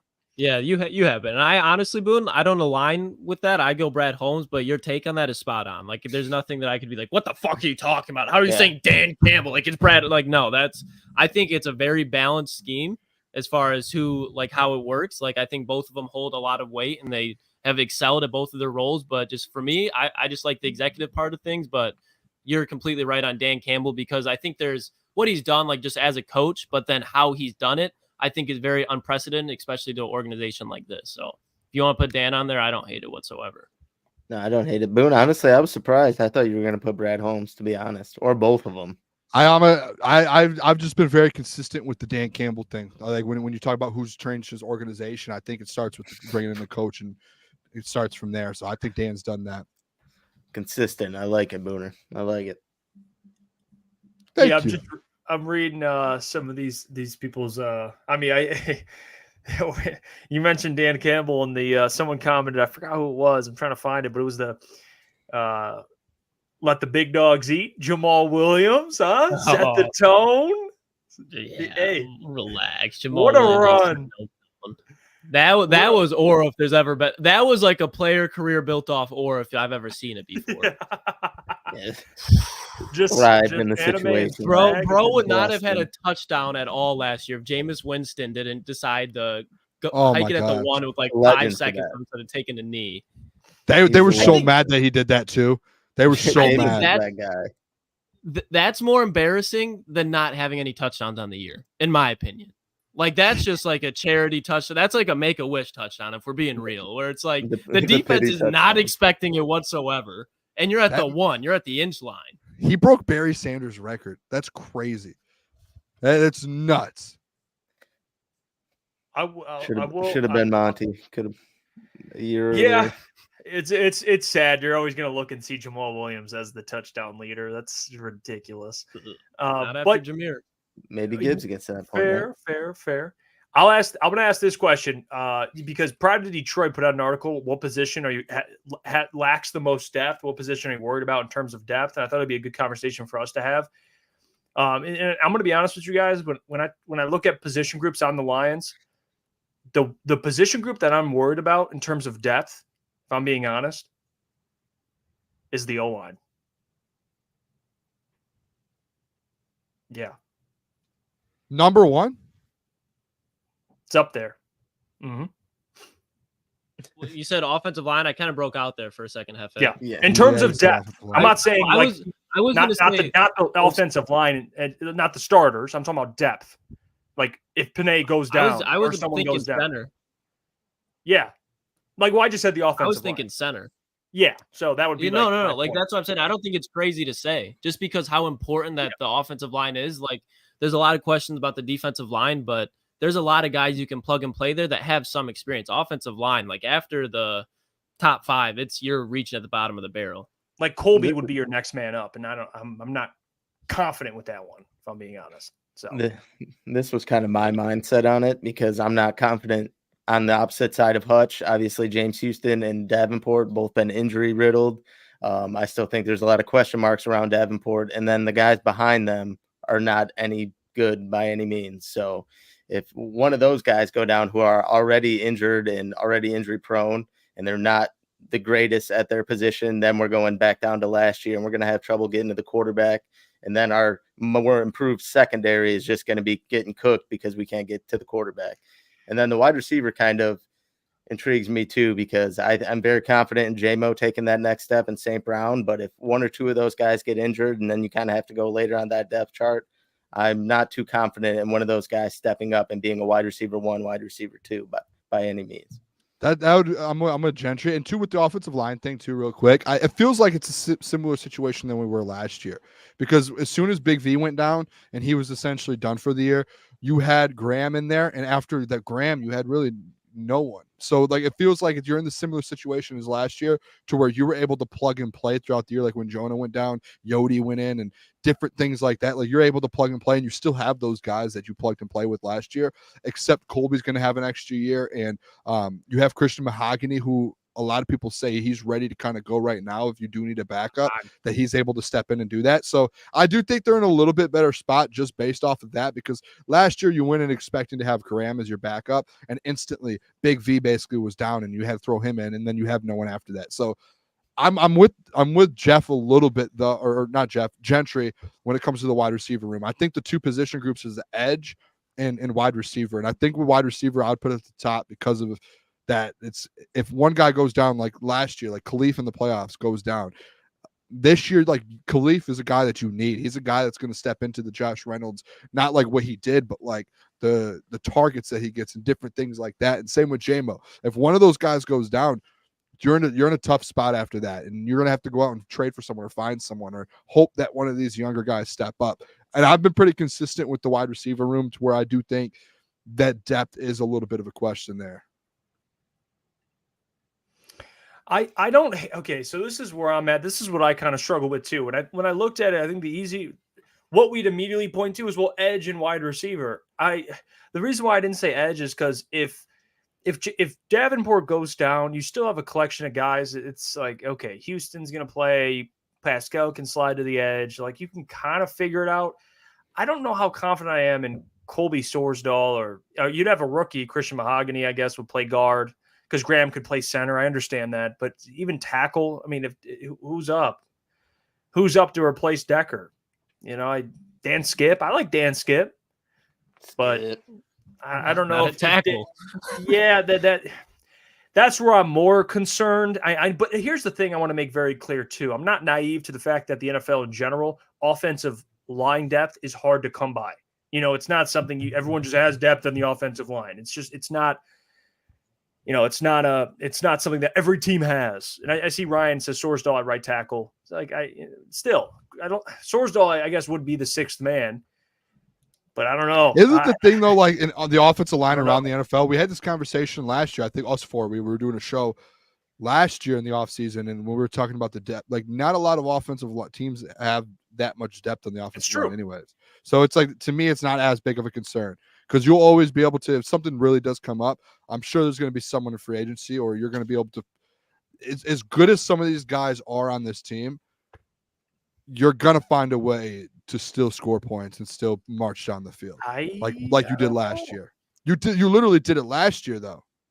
But when you saw the offensive line being shoveled around, you noticed. I mean, Jared Goff was getting pressured. They couldn't run the balls effectively. Like, it affected them. I mean, but it was like every week there was a guy out on the offensive line, and there wasn't an issue every week. You saw Colby Sorsdal get taken advantage of. You saw Yodi get taken advantage of.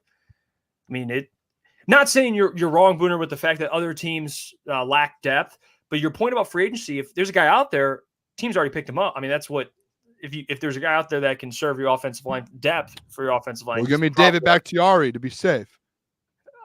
Yeah. Well, hey, that's like the modern day Jason Peters. Who did he sign with? Like, late as hell, was it the Seahawks? It was like last year. Oh no, it was the Cowboys. It was the Cowboys. It was the Cowboys. Yeah. What was that recently? And he was out there. Yeah, like last year he signed with the Cowboys late. And I mean, David Bakhtiari, I don't know. If he's gonna sign anywhere, it's gonna be in New York. Yeah, that's all I'm saying. Not that it's when we have the conversation, I understand that it's hard to have depth, but that doesn't mean I'm not still worried. Does that make sense? Doesn't mean I'm not still worried about it. Not that it's the only reason. But my bad, I'm cutting out. No, you're good. Are you good now? The only reason I'm more worried this year, heading into this year, is because you did have Graham as that depth piece. Like, you had Big V as the starter. This year, there's nobody behind Graham. Graham's now a starter. So and you already mentioned it, Jeff, with the whole Graham can move to center, that's great. But now you're going to have to find a guard. And if that guard goes down, now you're really digging down there. So that's why I just think, at least going into the year, because I understand Big V got hurt pretty much right away, but you had that sense of mind, okay, if one of these guys goes down, we have a guy who's played in the NFL in multiple schemes. He's been in Detroit before, so we know what he is. A lot of the guys on the offensive line right now, you don't know what they are. And on the defensive line, they're not the most talented, but a lot of those guys were at least drafted, and you know what they are. Yeah, I do think that, at least for me, I'm hoping that the Colby Sorsdal or Christian Mahogany turns into the Graham of last year. I know that when it comes to experience and being a vet, you can't teach that. But like Colby, the conversations that are had, at least for minicamp and OTAs, it sounds like Hank Fraley came out and had high praise for Colby, and it sounds like he's done everything they asked him to do in the offseason and during this year. Klotz, me and you have had this conversation a lot with the Colby thing, because I think a lot of people, the perception of him having to go in that Atlanta game, I think it was at tackle, and having to step in, and him playing so bad, a lot of people are like, oh, no, he's not it. But I think it was just like, he should never had been in that position anyways. And like Hank said, like, he never took a rep at tackle all season here in Detroit. Like, he never had practice, it was all guard or center. Like, he never took a rep at tackle, and instantly he had to step in because you only had three guys sitting on the side that were able to fill in, and he had to. So I do think there's like a sense of where they have a pretty good feeling that Colby has taken a step. That's at least what it sounded like during mini camps, is like he showed up and you could tell like he's taken that step to where they want him to be. Again, that's like a position though. It's like until you get into camp and you start like, so hopefully he has. Obviously though, like when it comes to being a vet and knowing everything, him or Graham is a big difference. Mm-hmm. Yeah, and I'm going to transition because I just saw this pop up on social media. I thought it'd be a good conversation, and we were kind of arguing about it in the group chat earlier. Did you see that Ryan Day told reporters that Caleb Downs has been attending running back meetings? Oh, intrigue Lucas me. probably loves this news. Whisper me sweet nothings. It's not coming out of Ryan's Day mouth. I asked that, but The narrative, I like it. I like it like that. Is this Ohio? With all this talk, Ohio State better win the Natty. They better win the Natty. They better. This is the most Ryan Day proof roster that you could put in college football. They kept everyone that they had before, and they added absolute dogs this offseason. So if he finds a way, especially with Michigan, they're not saying that they're a bad team. I still think that they're going to be a really solid team this year. I think they could probably lose 2-3 games max, maybe 4, but they're going to be a really good team. But they're not the Michigan what they have been. So the Big Ten, I know that it's opened up. But if there's a year for Ohio State just to make an absolute run, it is this year. And at the end of the day, I don't even think Ryan Day is the best coach on the fucking roster. Chip Kelly bringing it in together to go with Will Howard. It's crazy they have Chip Kelly. Because Will Howard, he's not going to be even close to the best quarterback in college football. But what he can do and what Kyle McCord didn't is Kyle McCord would look at Marvin Harrison. If he wasn't open, he was pissing down his leg. Will Howard was winning meaningful games at Kansas State, and he's been around the game for a while. So you add that in with Chip Kelly, you add that in with Travion Howard or Henderson, they're going to be an absolute handful when you just talk about with them. Then you get to the wide receivers. Oh, yeah, it's Ohio State receiver corps. They just brought in Jeremiah Smith, who's going to be, the best college wide receiver probably next year. And I could see him easily putting up 800-900 yards as a true freshman. They're absolutely loaded. You know what, Klotz? Go ahead, Gentry. I have a question for you, Lucas. They already have 2 good running backs. They have a bunch of good wide receivers. Wouldn't you just want to keep probably your best player on the defensive side of the ball healthy and playing on that side of the ball? If this was the NFL, yes, but I think we've seen numerous occasions where he's not going to be the lead back in any game whatsoever. No. But we've seen times where you put Desmond Howard out there to put a wrinkle. You put Jabril Peppers on offense. Like there's been Tyrann Mathieu would go over on offense. Like when you just have a playmaker and he can put up points for you and you're going up against kind of lackluster defense when you talk about the Big Ten, especially in the secondary, if he gets in the open field, it's a tutty. So if you're in a meaningful game and you need to have an extra wrinkle where you can throw Caleb Downs, who's probably just the best flat out player at Ohio State, give him the ball. I'm not mad at it, but it's just Klotz. Ryan Day manages not to win the Big Ten, lose to Michigan, and not let alone not make the national championship, but win it. The season is a disappointment. It's an absolute disappointment. There's no excuses. Absolutely none. It's going to be an Ohio State season, class. It's setting up to be a classic Ohio State season. You have the roster. Urban Meyer even came out and said this is the best roster that Ohio State's ever had. It's a classic Ohio State season. You know, you guys are national championship teams always. You guys have a chance to win a national championship.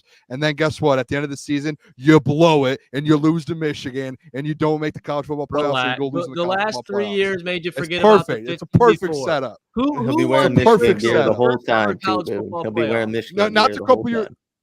Yeah, not the couple. I'm just talking about with Ryan Day. It's set up for a perfect Ryan Day story. Yeah, we'll agree there. We'll break bread. But the ways that they filled in, like the weaknesses of Ryan Day, give me a lot of hope. Like I think it's like Ryan Day could still mess up the game plan, and Chip Kelly's going to be like, "Fuck no, this is what you do." Because Chip Kelly, I mean, at Oregon, he was winning natties. He was that guy at the head coaching level, and then he went to the NFL, fell on his face in San Francisco. But he's still a very good college coach. I do agree. Chip Kelly is Jesse said he said Oregon may win the Big Ten in year 1. They do have Dylan Gabriel, I believe, and I believe him with Oregon. I like Oregon. They have a good team. If Ryan Day doesn't get it done this year, Lucas, say he doesn't win the national championship, say he loses to Michigan again. Are you giving him the scissors and you giving Chip the call up, or what's the route? Ryan Day should still be fired. Ryan Day should still not be the head coach of this roster. Like if you were to ask me, should Ryan Day be fired right now? I'd tell you, yeah. Like he had nothing to do with any of this. This was all the boosters. This was all the boosters being like, Ryan, we're getting sick of you having the most loaded roster in college football, damn near. And then you're playing like Illinois when the game really actually matters. When it's a big game, you go out there. Great. You beat Utah in the fucking Rose Bowl. That's great. But at Ohio State, you beat Michigan, you win the Big Ten, and you contend for a national championship. I don't think he's put them even consistently close to doing that. So the boosters just spent the most money in college football history to build this roster. There's no excuse. Like the boosters probably saved his ass this offseason.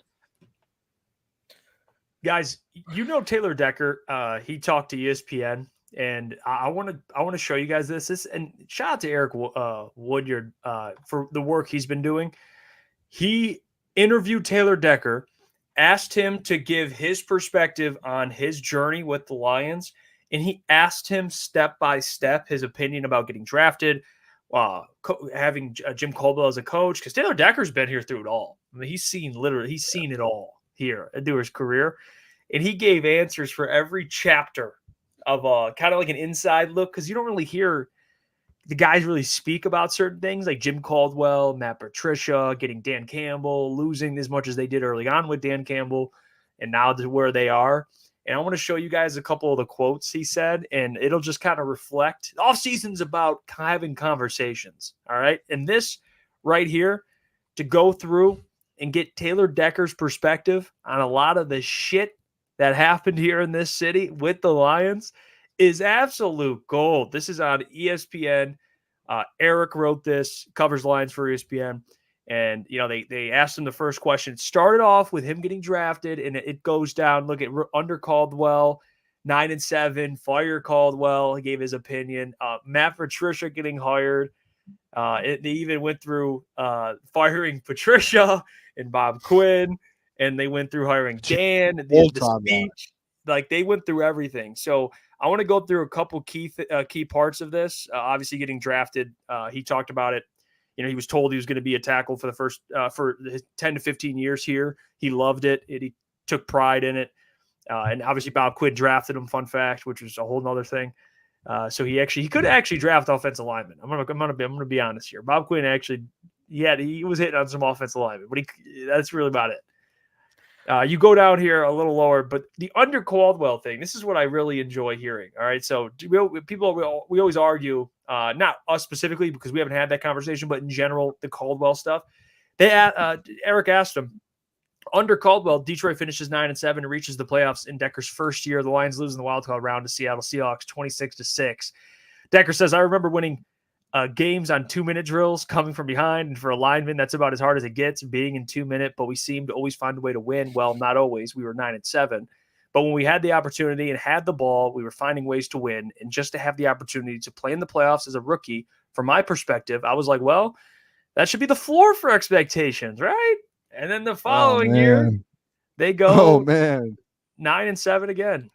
And they asked Decker about that. Then they fired Caldwell that season, right after the season ends. That was after his fourth season, and he signed an extension a year prior. Jesus, that's such Detroit right there. Decker says, I love Jim. I thought he was great, but they thought it was time, for a change. And my job as a player isn't to question that. My job is to say, okay, let's try to get a fresh start and try to move forward, because every year there's going to be change in this league, coaches, players, staff, and everything. The following year, they hire Matt Patricia. Here comes Matt Patricia. Oh, and he says, the pencil behind the ear, the fucking card at training camp, the most disgusting and most embarrassing signing as a head coach in NFL history. It's a whole thing with this. And he even says, I knew he was a hot-headed coaching candidate that people wanted. I knew coming from Bill Belichick, from the Bill Belichick tree, it was going to be a hard work tree, but I was familiar with that college. That's how former Ohio State coach Urban Meyer and OSU strength coach Mickey Marotti were in college. Like, yeah, we're going to be talented. But that's not going to substitute putting the time in to outwork your opponent. So I knew it was going to be hard work for sure, but I wanted to win, so I was willing to do anything. I remember after those first OTAs, it was harder than previous ones.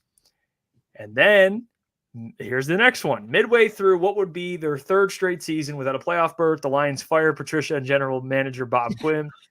Patricia's final record in Detroit, 13-29-1. Quinn, who had been the team's GM since 2016, leaves the franchise with a 31-43-1 record. Decker says the thing that was frustrating was that it can be hard to get a positive change when you're getting wins here and there, but it didn't seem like we were improving. It felt like we were starting to dip. It definitely lends credibility to the statement that it's a cutthroat business. It's not about your feelings all the time, whether your intentions were good or not. So was I surprised initially? Yeah, but that's just part of the business. It's much like when Jim got fired.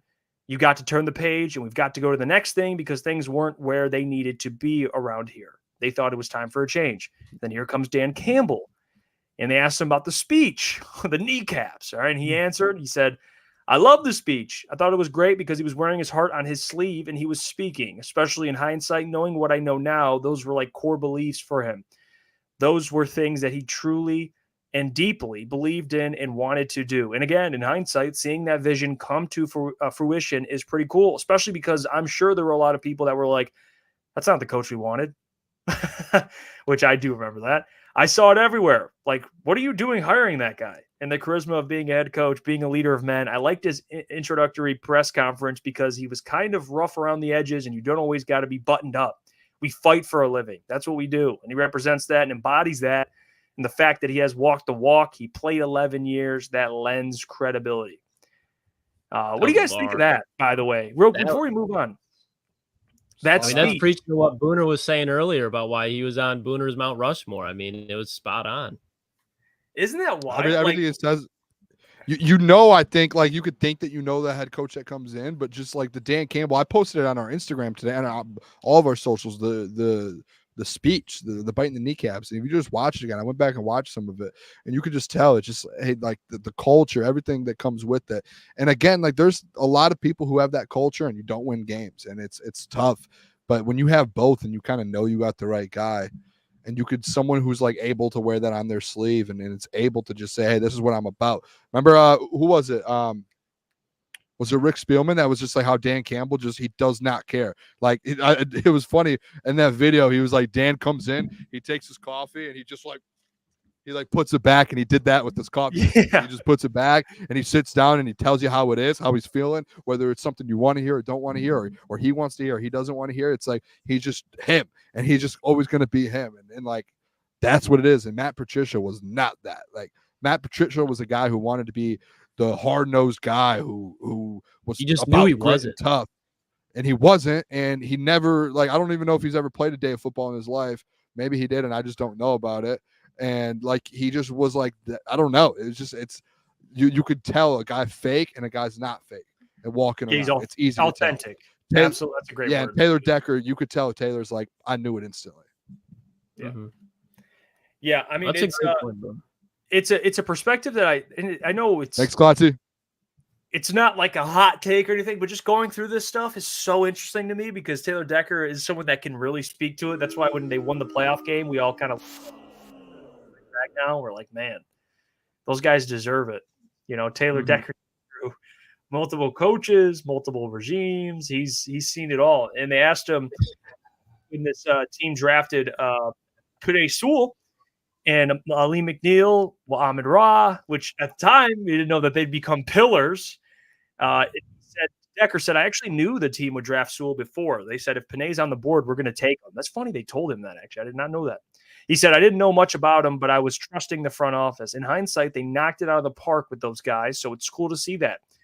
It's got to be fun for Brad Holmes to make a lot of his first picks, and he got it right. And then they asked him about the 13-1, and as Dan Campbell's first year as head coach, he says, we obviously did not have a good season, but from the leadership of the team, their message their message to us didn't waver. It was the same. This is what we're going to do, and it's going to be really hard. We're going to dig ourselves out of the depths of the deepest hole where things were not good around here. So it's going to take some work, and we're going to take some time. And it's going to take some time. It's going to be bumps in the road, and we're going to take some lumps, and it's not going to happen overnight. Even though the results weren't there on the field, it did feel different. The next year, they draft Aiden Hutchinson. Decker comments on that. He says, I knew a little more about him than I did Penei because I watched Ohio State games. Bringing Hutchinson to the team is a match made in heaven. One thing about him and Penei is it doesn't matter how they feel, how they slept, what's going on, how well they're going to go out there and do the exact same thing every day. That's a commendable thing, especially as a high draft pick. And the front office did their homework to get guys to represent that because that's what we do here. And then he also comments on ending Aaron real quick. Can I comment on that real quick? Yeah, go ahead. It's just a situation. It's something that we've heard a lot the last couple of days, and a lot of the people in the mini camps and OTAs and press conferences have been doing this. And I guess it's just the narrative that I have going on with Hutch. And we know what Penei is going to be, probably, like Klotzy said, he's most likely the first ballot Hall of Famer and one of the best Lions to ever do it.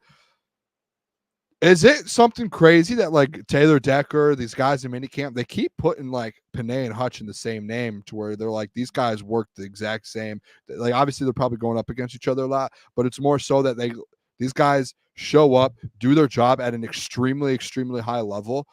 And makes me really think that like this Hutch thing it just keeps pulling me in. It's just like the fact that he just keeps getting put in the name or in the same sentence as Penei Sewell when it comes to how he's working and his mentality and mindset to the game. That just gets me absolutely pumped up. Like with the guy's talent, for him to have that Penei Sewell mentality, I think there's something to say about that, because that means like he hasn't taken that jump yet. He will take that jump. Like am I crazy for thinking that, guys?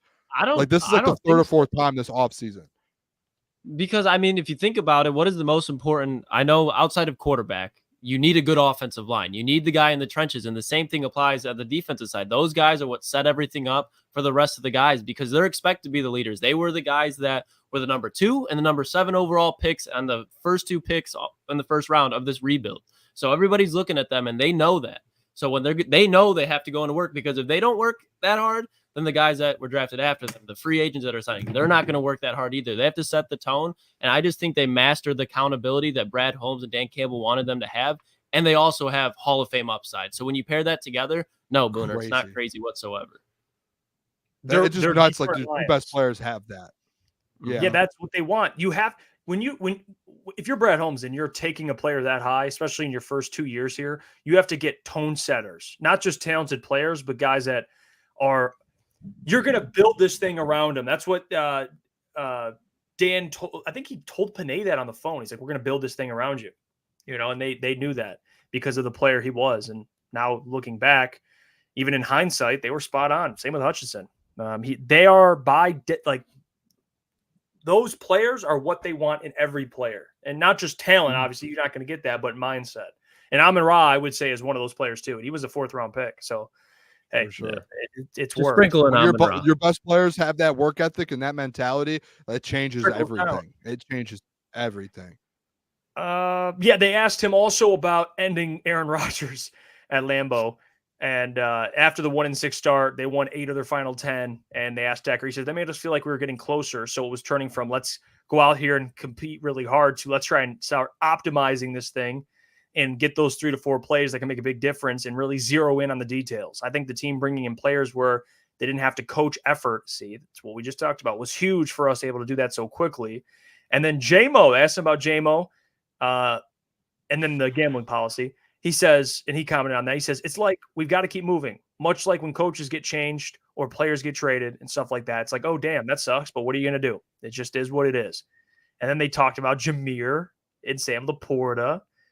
And both players making the Pro Bowl as rookies, becoming key cogs along with St. Brown and Sewell in that offense. Decker says, I think Brad Holmes has proven that positional value isn't a real thing. We're going to go get our guys that we know can fit into certain spots, or we can do certain things with, or who represent what we're about and will be good culture fits. I think they've nailed that with a lot of culture fits. In hindsight, it's like, of course you draft Jameer. Like, why wouldn't you? Lucas, I know you love that one. Next one, Detroit clinches his first division title. They asked him about that. He says it's just cool to be a part of something like that. Monumental. 30 years is a long time, and that was the first monkey off your back moment. It was something that I hadn't done. I think about it in my career that it took 8 years, but it's been 30. It's pretty crazy, and especially for it to happen as fast as it did. Obviously, the journey from 3-13-1 to an NFC North title. And then they asked him about the Rams beating the Rams in the franchise's first playoff game. He says, loudest stadium I've ever been in, which I don't disagree with that. I think Ford Field is honestly the biggest advantage, I think, in the NFL. One of the, definitely. It even was like when, going back to your guys', this might fit your narrative, the Stafford days when they were good, like Ford Field was like one of the loudest stadiums in the NFL. So this year it's going to be, without a doubt, one gap Arrowhead probably. And he says, loudest stadium I've ever been in, which then the next week it was louder after that. The game environment was incredible. You could feel all that bottled up, pent up frustration from the fans in the city. And it's just like, quote, I got to enjoy this. And this is credible for us. It was like, just get into the playoffs and let us play anybody. And we're going to be confident to go out there and try to win that football game. Of course, it's poetic with Matt coming back, but the opponent didn't matter because it was about us and what we're going to do with this team. It's about something bigger than one player, one person. It's about the Lions and the city and this organization.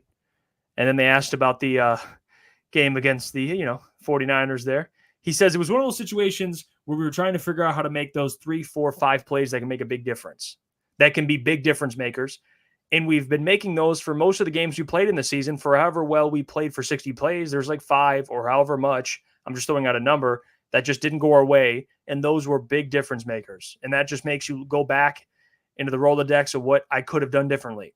As much as it hurts to look back on, and it sucks, but for us, I don't feel like it was our only shot. I don't feel that way. Then they asked him about the NFL draft and then re-signing St. Brown and Sewell and extending Goff. He says, you got to keep your guys, even if they've only been here for 3 to 4 years. This is all they've known, and it's very meaningful to them. Just like I've been here my whole career, is very meaningful to me to be here. And I think they recognize that. These are our guys that unquestionably represent what we're about and want to be about. Who cares if it's 2 years early? Let's keep them here. Then they asked him about this upcoming season. This was the last thing they asked him. And he responded, if I had to put it in one word, I would just say contender. I know it's going to be very hard, if not harder, than it was last year, because people might do a little extra homework when they're playing us, but just throwing the character of our locker room, that's just what we as a team want to be about. If you're not trying to compete for championships, much like taking pride in what I do, it's like, what are we doing here? This is all about winning. This is what we're here for, and I think Brad and Dan have done it the right way for however long they're going to be here. That's what we're going to be doing. So love that. I love the end of that. Yeah, that's beautiful. Mean, that's the culture change. What an absolute dog. Taylor Decker, I love that man. I do. I think he is one of the foundations. I mean, he's getting older, and that comes with other things. But as a human being, Bob Quinn drafted someone that he didn't know would already be a culture fit for this regime. I mean, he is pretty much him and Frank are culture fits. Absolutely. Like, they are the right kinds of players. And for him to speak is awesome. You don't hear Taylor Decker. I mean, he's only done a handful of interviews in his whole career. So to have that interview and to get his perspective is special. There's a reason, too, he's still around with his new regime, and I'm sure they'll sign him or, find a way to get him a contract done as well. He's coming up heading soon. Into this next season. Yeah, I think this is his last year on his contract. So yeah, I'm sure they're going to find a way, and they're probably already having conversations. So like a guy like Taylor Decker, just listening to that story, like him going from,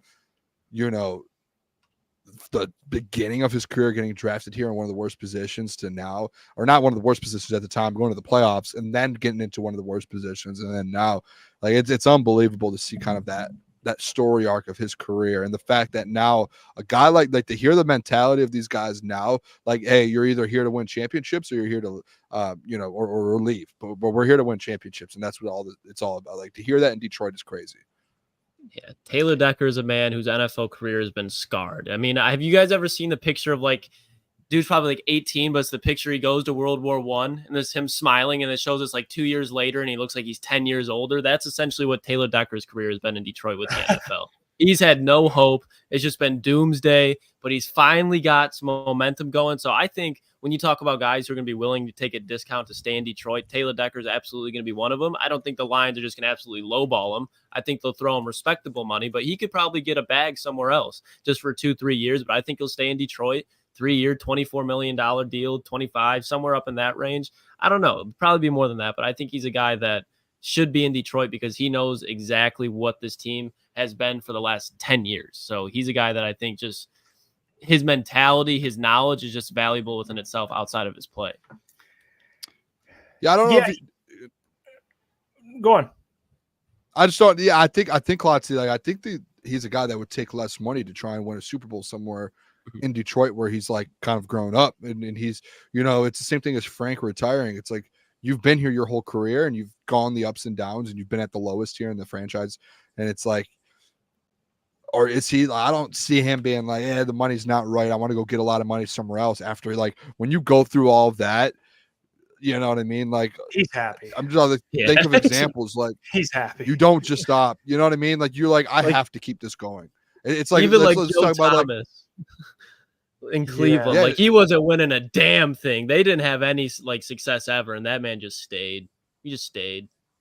I just don't see him being like, hey, I want a max deal. Like, I don't think is he going to ask for that, and is he going to get that? I don't know, but like, obviously he's not going to take like the cheapest deal of all time. But I think there's going to be a point where like the Lions and him, they're like, all right, we've got this deal, whether it's like a 2-year deal or whatever it is. I do think they're going to find a way to keep. There's no way Taylor Decker leaves next year. I do. I do respect this about Taylor Decker. I respect a lot of things, but his professionalism, like they're just moving regimes, and he's like mature enough to be like, hey, something must not be working. I'm just like, he didn't sit there and be mad or because again, there's every right to be upset, especially him as a player and having different regimes. Every regime that came in, he was like, let's see what this is. I'm open-minded. Even Jim Caldwell being fired, Matt Patricia being fired. Here comes Dan Campbell, and he's like, I like Dan Campbell. He didn't sit there and go, oh my God, this guy. Yeah. Like I just went through 2 head coaches, and this dude's yelling about kneecaps. Like he was like he's like, no, I like him. I like this guy. He's just open-minded with every coach. Even Matt Patricia, he was positive about. He was like, yeah, Patriots. I'm used to this. Like, dude, I respect a guy with that type of mindset. I mean, you're putting your body on the line for these guys. And if you think a coach is a clown, you're going to say it. Like, hey, I hate this guy. But he's always handled it professionally. I see this comment here I want to bring up. It comes from Michael. Let me see if I can find it before we get to mailbag. Michael says Decker isn't taking Glasgow money. This is the last contract of his life. His agent won't let that happen. Well, his agent doesn't make that decision. At the end of the day, it'll be Decker. I'm not saying it'll be Glasgow money, but still, if it is Decker, if Decker's like tells his agent, I want to stay here, so figure it out. If I have to take a little less money, I'd imagine like in the range of like 10 to 12 a year. I think that's fine. Like that's not Glasgow money. Yeah, and I'm curious how much did Glasgow get? Didn't he get around that or no? No, he got like 8, maybe. I can't 7. remember what he got. 3 for 20. Oh, so yeah, like 6.5, 7, whatever it is. I don't think he's getting. Yeah, 6.6. Yeah, I think 10 to 12 Klotz is good. I think 10 to 12 is fine, and I would take that deal for 2 years. A guy like him, who is a good tackle in this league, and like if you're not paying a guy like Taylor Decker the $20 million at the highest, like a Panay, like more than that now, but like getting a guy like that, even if you got him for like I don't know 15, it's still a guy who's values top 15 in the league probably at his position, top 20, and you're getting him super cheap. So I think that's still a good deal, especially the next 2 years. Well, we get some mailbag questions. Ryan says mailbag Lions are down 2, 5 seconds left in the NFC Championship game on the 40-yard line. Who you sent out there, Bates or Badgley? Jake Bates. I would love to say Bates. I got to see it first. I'd go Badgley just because he did it against the Rams. And it was even longer than that. Yeah. Come on, Jeff. I'm going to go 40 yards, boys. Yeah, 40 is a little more. You have to think about it. I think by then Bates is going to be locked in. I would. You got a cannon. But to Lucas's point, I think you would agree, Boone. I think we have confidence he'll show it, but I got to see it in some games. But Badgley, he's been pretty money, and I mean, like John just said, money inside 50. But hey, regardless, whatever. Next question, ETM mailbag. Thoughts on Spenny having George Pickens in his top 10 wide receivers? Top 10. I think top 15, I'm there for. But I think George Pickens, and you guys can scoff at this all you want. I think George Pickens is a guy that has DeAndre Hopkins upside, but he's had Mason Rudolph, Kenny Pickett, and I think if Russell Wilson is even what he was in Denver, I think George Pickens is a 1,000-yard wide receiver. I think he's a guy that can push for 10 touchdowns just because he's an X that you can throw a jump ball to, but he's also really good after the catch. If you watch his games against the Browns, he's honestly sometimes the one that's keeping him in the game. So take a 7-yard slant route, 80 yards to the house. So George Pickens is a guy that has a lot of intangibles, and I just think right now it's a chemistry thing. Like, I don't think he's locked in on being a pro, as cliche as that sounds. When you talk about mastering the game, mastering the craft of wide receiver to be a top 10 guy, that maturity does matter. I think if you look at a guy like Garrett Wilson, he's been in a bad situation, but I think he's a much more mature player in how he approaches the game, and he's a much more polished player. George Pickens is still extremely raw. So the second that George Pickens really just kind of grows up, and I think same concerns that people have about J-Mo, I think you can point at George Pickens, but he's been more productive. I think he's a guy that could be a top 10 guy one day, but not this year. Not yet, at least. I didn't realize George Pickens had 1,100 yards last year. Yeah. I had no clue until today. He's just George Pickens is down there somewhere type of guy. Yeah, I would say I would think, I'm not going to put him in my top 10. I would think I could name probably 15 to 20 wide receivers I would put above him, and I'd probably put him in that 16, 17 range personally, like around there. Like if I had to pick guys like tomorrow to play for me this season, I think I would be able to find 15 guys. I would say I'd rather have him. But I think George Pickens.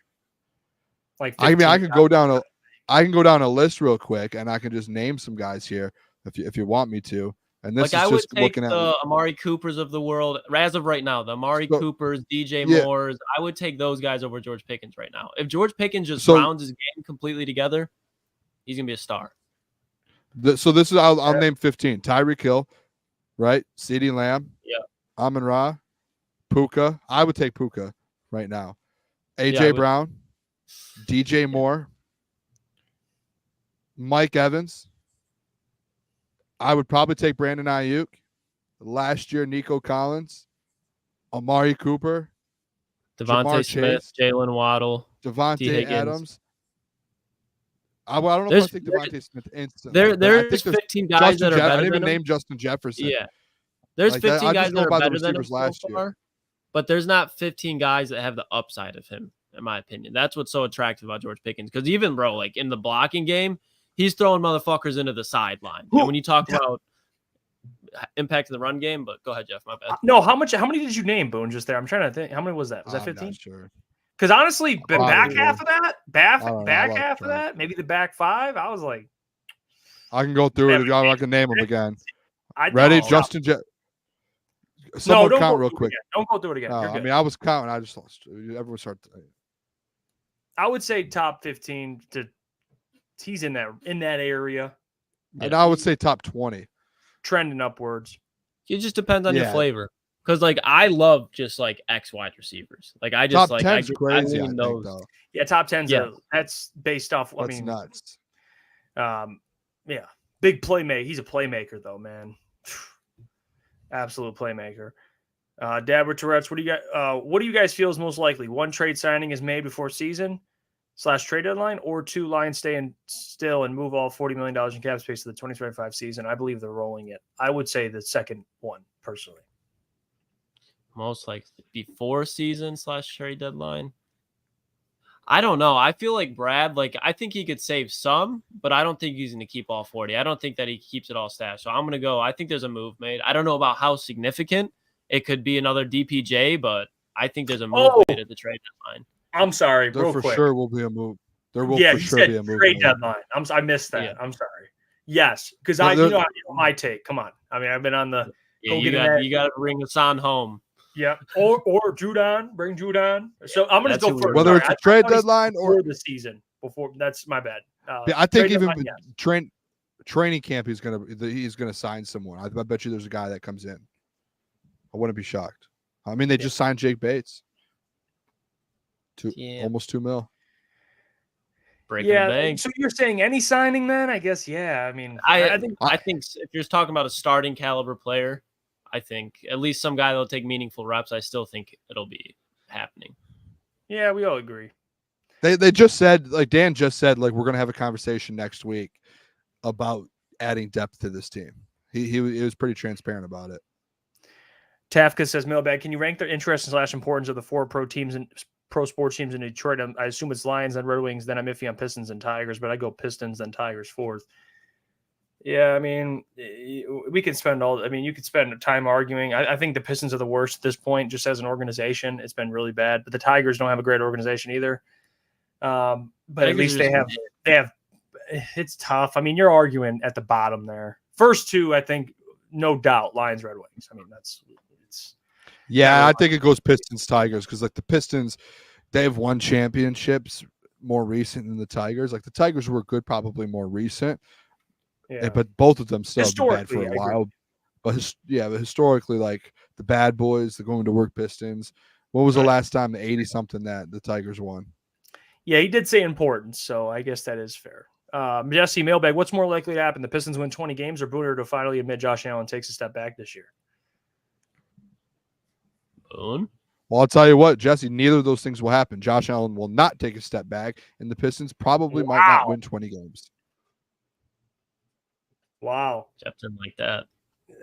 Well, it's fair. Illinois says NFC North wide receiver rankings: Jefferson, Amon-Ra, DJ Keenan, Rome, Addison, 4 Green Bay wide receivers. I like how he just grouped them all at the end. Jaden Reed's going to be a problem this year. I'd probably put Jaden Reed in front of Rome. And I like leaving Addison there, but I think Rome as wide receiver 3 and Chicago versus I think Jaden Reed's gonna be the wide receiver 1 in Green Bay with Jordan Love. Yeah, give me Jaden Reed. Yeah, but I'm saying as far as like this year, like who's gonna. Well, no, Jaden Reed's no fucking slouch either. After DJ and Keenan leave, it's going to be the Rome Odunze show. Like I think he resembles Chris Carter a lot, but Jaden Reed, he's going to be a dog as well. Absolute dog. Yeah, he's in a weird position because he has like all the talent in front of him, but man, Rome is so good. He is so good. NFC North, but can we agree the first two, Jefferson, Amon-Ra, next would be, what do you think, DJ or Keenan? That's where I'm at. I lean Keenan, but I'm biased. I would go Keenan 2 and then DJ. I agree with you guys. And then Addison. And I would go Addison in front of Rome or Jaden Reed. I think Addison. Yeah. We agree. It's going to be hard for him just because I think Sam Darnold, he's going to be all right. He's going to be getting it. But then when you talk about JJ, there's going to be some development there. But Jordan Addison in 2 to 3 years is going to be a monster. He already kind of was as a rookie. Broski Bear, Jeff, are you drinking? Oh no, he's not talking to me. Never mind. Okay, I was gonna say I didn't say that. What? Broski Bear says Jeff, referring to Jeff Olson in the chat. Shout out to Jeff Olson. Are you saying Mike Evans is better than Larry Fitzgerald? I don't know what the debate is. I'm not going to engage in it. I love Mike Evans. But... I don't know. I thought he was talking to me. I was like, oh no, Larry Fitz. Whoo. He's that dude. If that man just had one Super Bowl, he would be. He has the most insane stat probably ever in football with the tackles to drops ratio. Yeah, because especially for how long he played. And I mean, in the playoff games he did play in, he was like the guy making plays for the Cardinals. Yeah. And Mike Evans, great. Like that. I mean, I'm not saying great sarcastic. Like Mike Evans is also a first ballot Hall. Larry Fitzgerald is better than Mike Evans. There's no question. Yeah. I mean, there shouldn't even be a conversation. Water's wet. I mean, what are we doing? Larry Fitzgerald's, like what? Like who? I don't know who's arguing it in the chat. It's Larry Fitzgerald, and I'm been a Mike Evans stan and fan for a long time. I'm a big Mike Evans guy. Larry Fitzgerald is that guy. He's in like tier 2 of all-time wide receivers. Yeah. Well, there's Jerry. Oh, Jeff. Oh. No. Like, bro, Larry Fitz had wheels, man. People don't realize how athletic Larry Fitzgerald was. He said he became great hands and longevity. Should that be factored in as well, though? Like, come on. You take that out, I guess. I don't know. I love Jeff too, man. Oh god. Tom Brady's not the greatest of all time because he was a great passer and he played 20 years. Yeah. I mean, longevity. Give me Fitz, like Skip Bayless, pounding the desk. Well, we appreciate you guys, man. Seriously, tomorrow, John Mack will be joining the show, so please be there for that. He's going to give us all the updates. And for that, we appreciate John. It's always fun on Wednesdays. Until then, until tomorrow, we appreciate you. Get your merch at officialcgsports.com. New items are added. We got stickers. We got koozies. You heard the man. For seltzers and beer, depending on what you drink. We have them both. Get them on our website. Or pop. Sports.com. And we got stickers as well. Or pop. Water, pop. Koozies for everything, Jeff. Fair. We might have kids watching the show. Then you don't have to drink. All right. But hey, it is what it is. Until tomorrow, we'll catch you guys. See you.